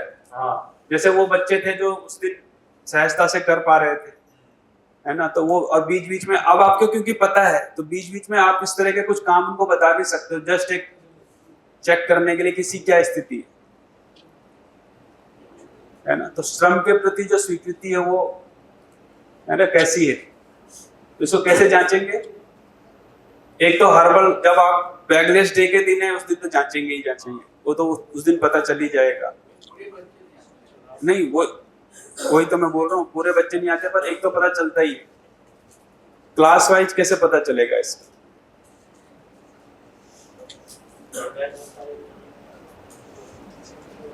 क्लास वाइज कैसे पता चलेगा? क्लास वाइज को पता इस तरह का, मतलब हम जो सप्ताह में एक बार ले जाते हैं उनको सफाई करने के लिए, जैसे कुछ मैदान की कुछ खास ऐसा ये तो आगे तो नहीं, अगर हम इसको क्राइटेरिया में ऐड करते हैं तो फिर हमें इसके लिए अवसर क्रिएट करने पड़ेंगे, तब मूल्यांकन हो सकता। बोलो। हाँ, तो वो तो सादा का जो मैदान है उसमें ही करना पड़ेगा, जैसे सफाई है या फिर कुछ भी। मान लो एक बार है वो ऊपर हम हॉल में लेके गए, हॉल को ठीक से साफ कर दिया, ऐसा कुछ हमें। मुझको ऐसा लगता है ये तो 2 पॉइंट हैं आपके, इसकी भी फ्रीक्वेंसी थोड़ा ज्यादा करनी पड़ेगी, शायद 2-3 महीने में एक बार। जैसे एक जनरल ऑब्जर्वेशन है कि आप हॉल में गए, बच्चों को लेकर आपने बोला ये कुर्सियां हटा दो, ठीक है, और उसके बाद आप बस देख रहे हैं, तो कुछ बच्चे इसको बहुत बढ़िया से कर रहे हैं, कुछ बच्चे मत खिचका रहे हैं, है ना, कुछ बच्चे जो है मतलब टाइम पास कर रहे हैं, वो आपको देख रहे हैं कि आप देख रहे हो कि नहीं देख रहे हो। ये ठीक हो गया? ठीक, या आप उनको मैदान में ले गए, आपने बोला चलो ये प्लास्टिक उठाते हैं, ठीक है, तो जब तक आप देख रहे तब तक उसने उठाया, फिर वो खड़े होकर बात करने लगे, ऐसा भी होता है। जैसे कि वो हम उत्सव मनाते हैं, उत्सव में भी देख सकते हैं, जैसे कि हम वन छोड़ी कर किया था, तो उस बार मैंने देखा था कि तीसरी और चौथी कक्षा के बच्चे थे ना, वो सब अपने बेंचेस वहाँ के रूम में लाकर सब रख दिया था और पूरा रूम भी साफ कर दिया था। बिल्कुल, तो वो भी हम देख सकते हैं उत्सव के दौरान। हाँ, तो ये मुझे लगता है हर हफ्ते नहीं पता चलेगा, हर हफ्ते तो नहीं। ये भी मुझे लगता है मतलब 2 महीने में या 3 महीने में एक बार आप बिठा पाएंगे इसको। मुझे इसमें ऐसा लगता है कि महीने में एक बार तो हम इसको जांच ही पाए। हाँ, तो करना क्या है इसको कि हम पहले तो ऐसा कुछ लिस्टिंग तैयार कर पाए कि कहाँ कहाँ पे हम श्रम को देख पा रहे हैं, जैसे क्लासरूम की सफाई करने का कोई निश्चित हम प्रोग्राम देख पा रहे हैं फिर बाहर हर्बल गार्डन में देख पा रहे हैं, या फिर मान लो कभी महीने में एक आध बार हो बाहर की जो लॉबी है, कॉरिडोर है, उसको बारी बारी से कोई एक कक्षा का उसका टाइम टेबल ही है और उसको पता ही है कि आज हमारी कक्षा की बारी है तो रिसर्च में हमें करना है। ऐसा कुछ कर सकते हैं, क्या लगता है? એટલે ચોમાસામાં જે મેદાનમાં બધું ઘાસ ઉગે છે હા એ કરી શકાય, કેમ કે આપણે 1000 થી 2000 રૂપિયા આપીને આપણે રોટાવેટર બનાવીએ ટ્રેક્ટર, બધું એ શ્રમથી બધું ઉખડીને કાઢી શકાય। અને જો બધા બાળકો છે એમાં એટલું થશે તો કામ એ વહેંચાઈ જશે, પણ ચોમાસા દરમિયાન તો ચાલો આપણી પાસે એક અવસર છે એ સિવાય मुझको ऐसा एक થઈ ગયું। मेरा तो ऐसा मतलब प्रस्ताव है कि इसको त्रैमासिक करें हम, वो हर महीने उस तरह के अवसर आते भी नहीं, पर जनरल ऑब्जर्वेशन 3 महीने में आपका बन जाएगा। हाँ ऐसा करते हैं, त्रैमासिक करते हैं। इसको त्रैमासिक करते हैं। और वो सहभागिता वाला पार्ट, उत्सव का क्या बोलता है? सहभागिता वाला पार्ट मतलब कि टीचर जेएमएस की क्लास ले रहे हैं तो कई बार ऐसी घटनाएं होती है जो बच्चों को शेयर करनी होती है, तो भागीदारी तो स्वयं खुद कुछ घटनाएं बता सकता है या नहीं बता सकता? मतलब बच्चा शेयर कर सकता है कि नहीं, ऐसा बच्चे भागीदारी कर रहा है नहीं कर रहा है? बच्चा जेएमएस की क्लास में भागीदारी कर रहा है, मतलब आप नया क्राइटेरिया बोल रहे हैं? हाँ क्या ले सकते क्या? जीएमएस की क्लास, लेकिन जेएमएस का तो आप मतलब एज ए सब्जेक्ट भी आप उसको वो कर रहे हैं ना, तो इसमें तो मुझे लगता है उसके ही आप 2 भाग कीजिए। अच्छा एक जो आपको उसका रिटर्न कुछ ले रहे हैं और एक, क्योंकि उसमें मुझे लगता है वो वाला असेसमेंट ज्यादा कारगर रहेगा। हाँ तो इसमें जैसे जेएमएस का एग्जाम जैसा कुछ लेते हैं और उसको लगभग 50 एक टीचर का असेसमेंट एक कक्षा में जो भागीदारी है उसकी हाँ इसको लेते है। इसमें अनुशासन को थोड़ा सा और डिटेल कर लीजिए। क्या 6 से 8 में आप अनुशासन को कैसे देख रहे हैं? तो वो जो नियम है ना तो कमेटी ने बनाए वो व्यवस्था कमेटी हाँ। तो वो ले सकते हैं उसमें कैसे जैसे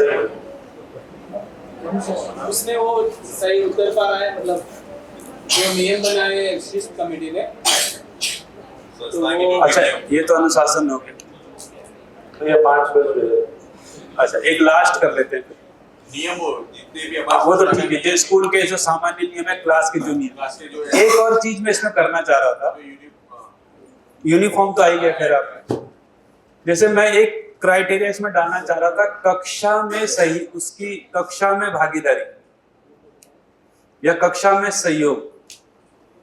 जैसे कक्षा में एक बच्चा होता है जो बहुत शरारत कर रहा है, अभी हम उसको मानते हैं कि ये कक्षा में सहयोग नहीं कर रहा है, पर एक बच्चा है जो चुपचाप बैठा हुआ है, वो भी कुछ नहीं कर रहा है, बस वो शरारत नहीं कर रहा है लेकिन वो खाली बैठा हुआ है, वो भी हमको उतना ही परेशान करता है।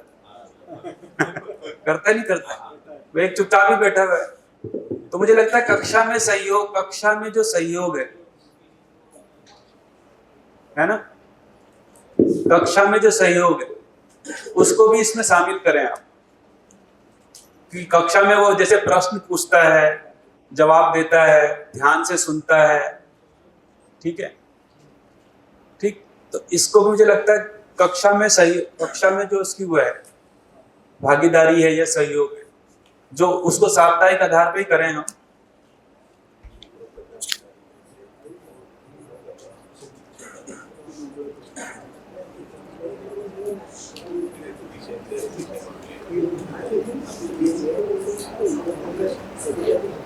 इसमें क्या होगा, आखिरी बात यह है कि ये लिस्ट लग जाएगी आपकी 3 से लेके 10 तक, और इस पे चर्चा होगी कि हम आप में क्या क्या देख रहे हैं, और फाइनली वो किस में आएगा, आपके रिजल्ट में भी दिखेगा, ठीक है। तो क्योंकि कक्षा में सहयोग को बच्चों को इलोबरेट करना पड़ेगा कि हम क्या देख रहे हैं, तो कक्षा में शांत बैठना सहयोग नहीं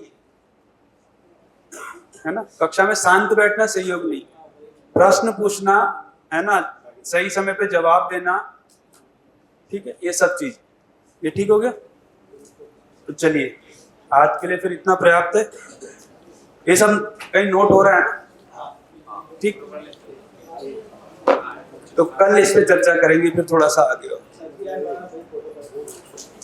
कल हम थोड़ा सा अपने प्रोग्राम को बहुत स्ट्रिक्ट रखेंगे, कल केवल पहले सत्र में मूल्यांकन पे थोड़ा बात होगी, उसके बाद परेश भाई कल परेश भाई का एक प्रेजेंटेशन है, उन्होंने अपने सब्जेक्ट को थोड़ा सा रिव्यू किया है जैसा हम सोच रहे थे, तो बेसिकली अपने सब्जेक्ट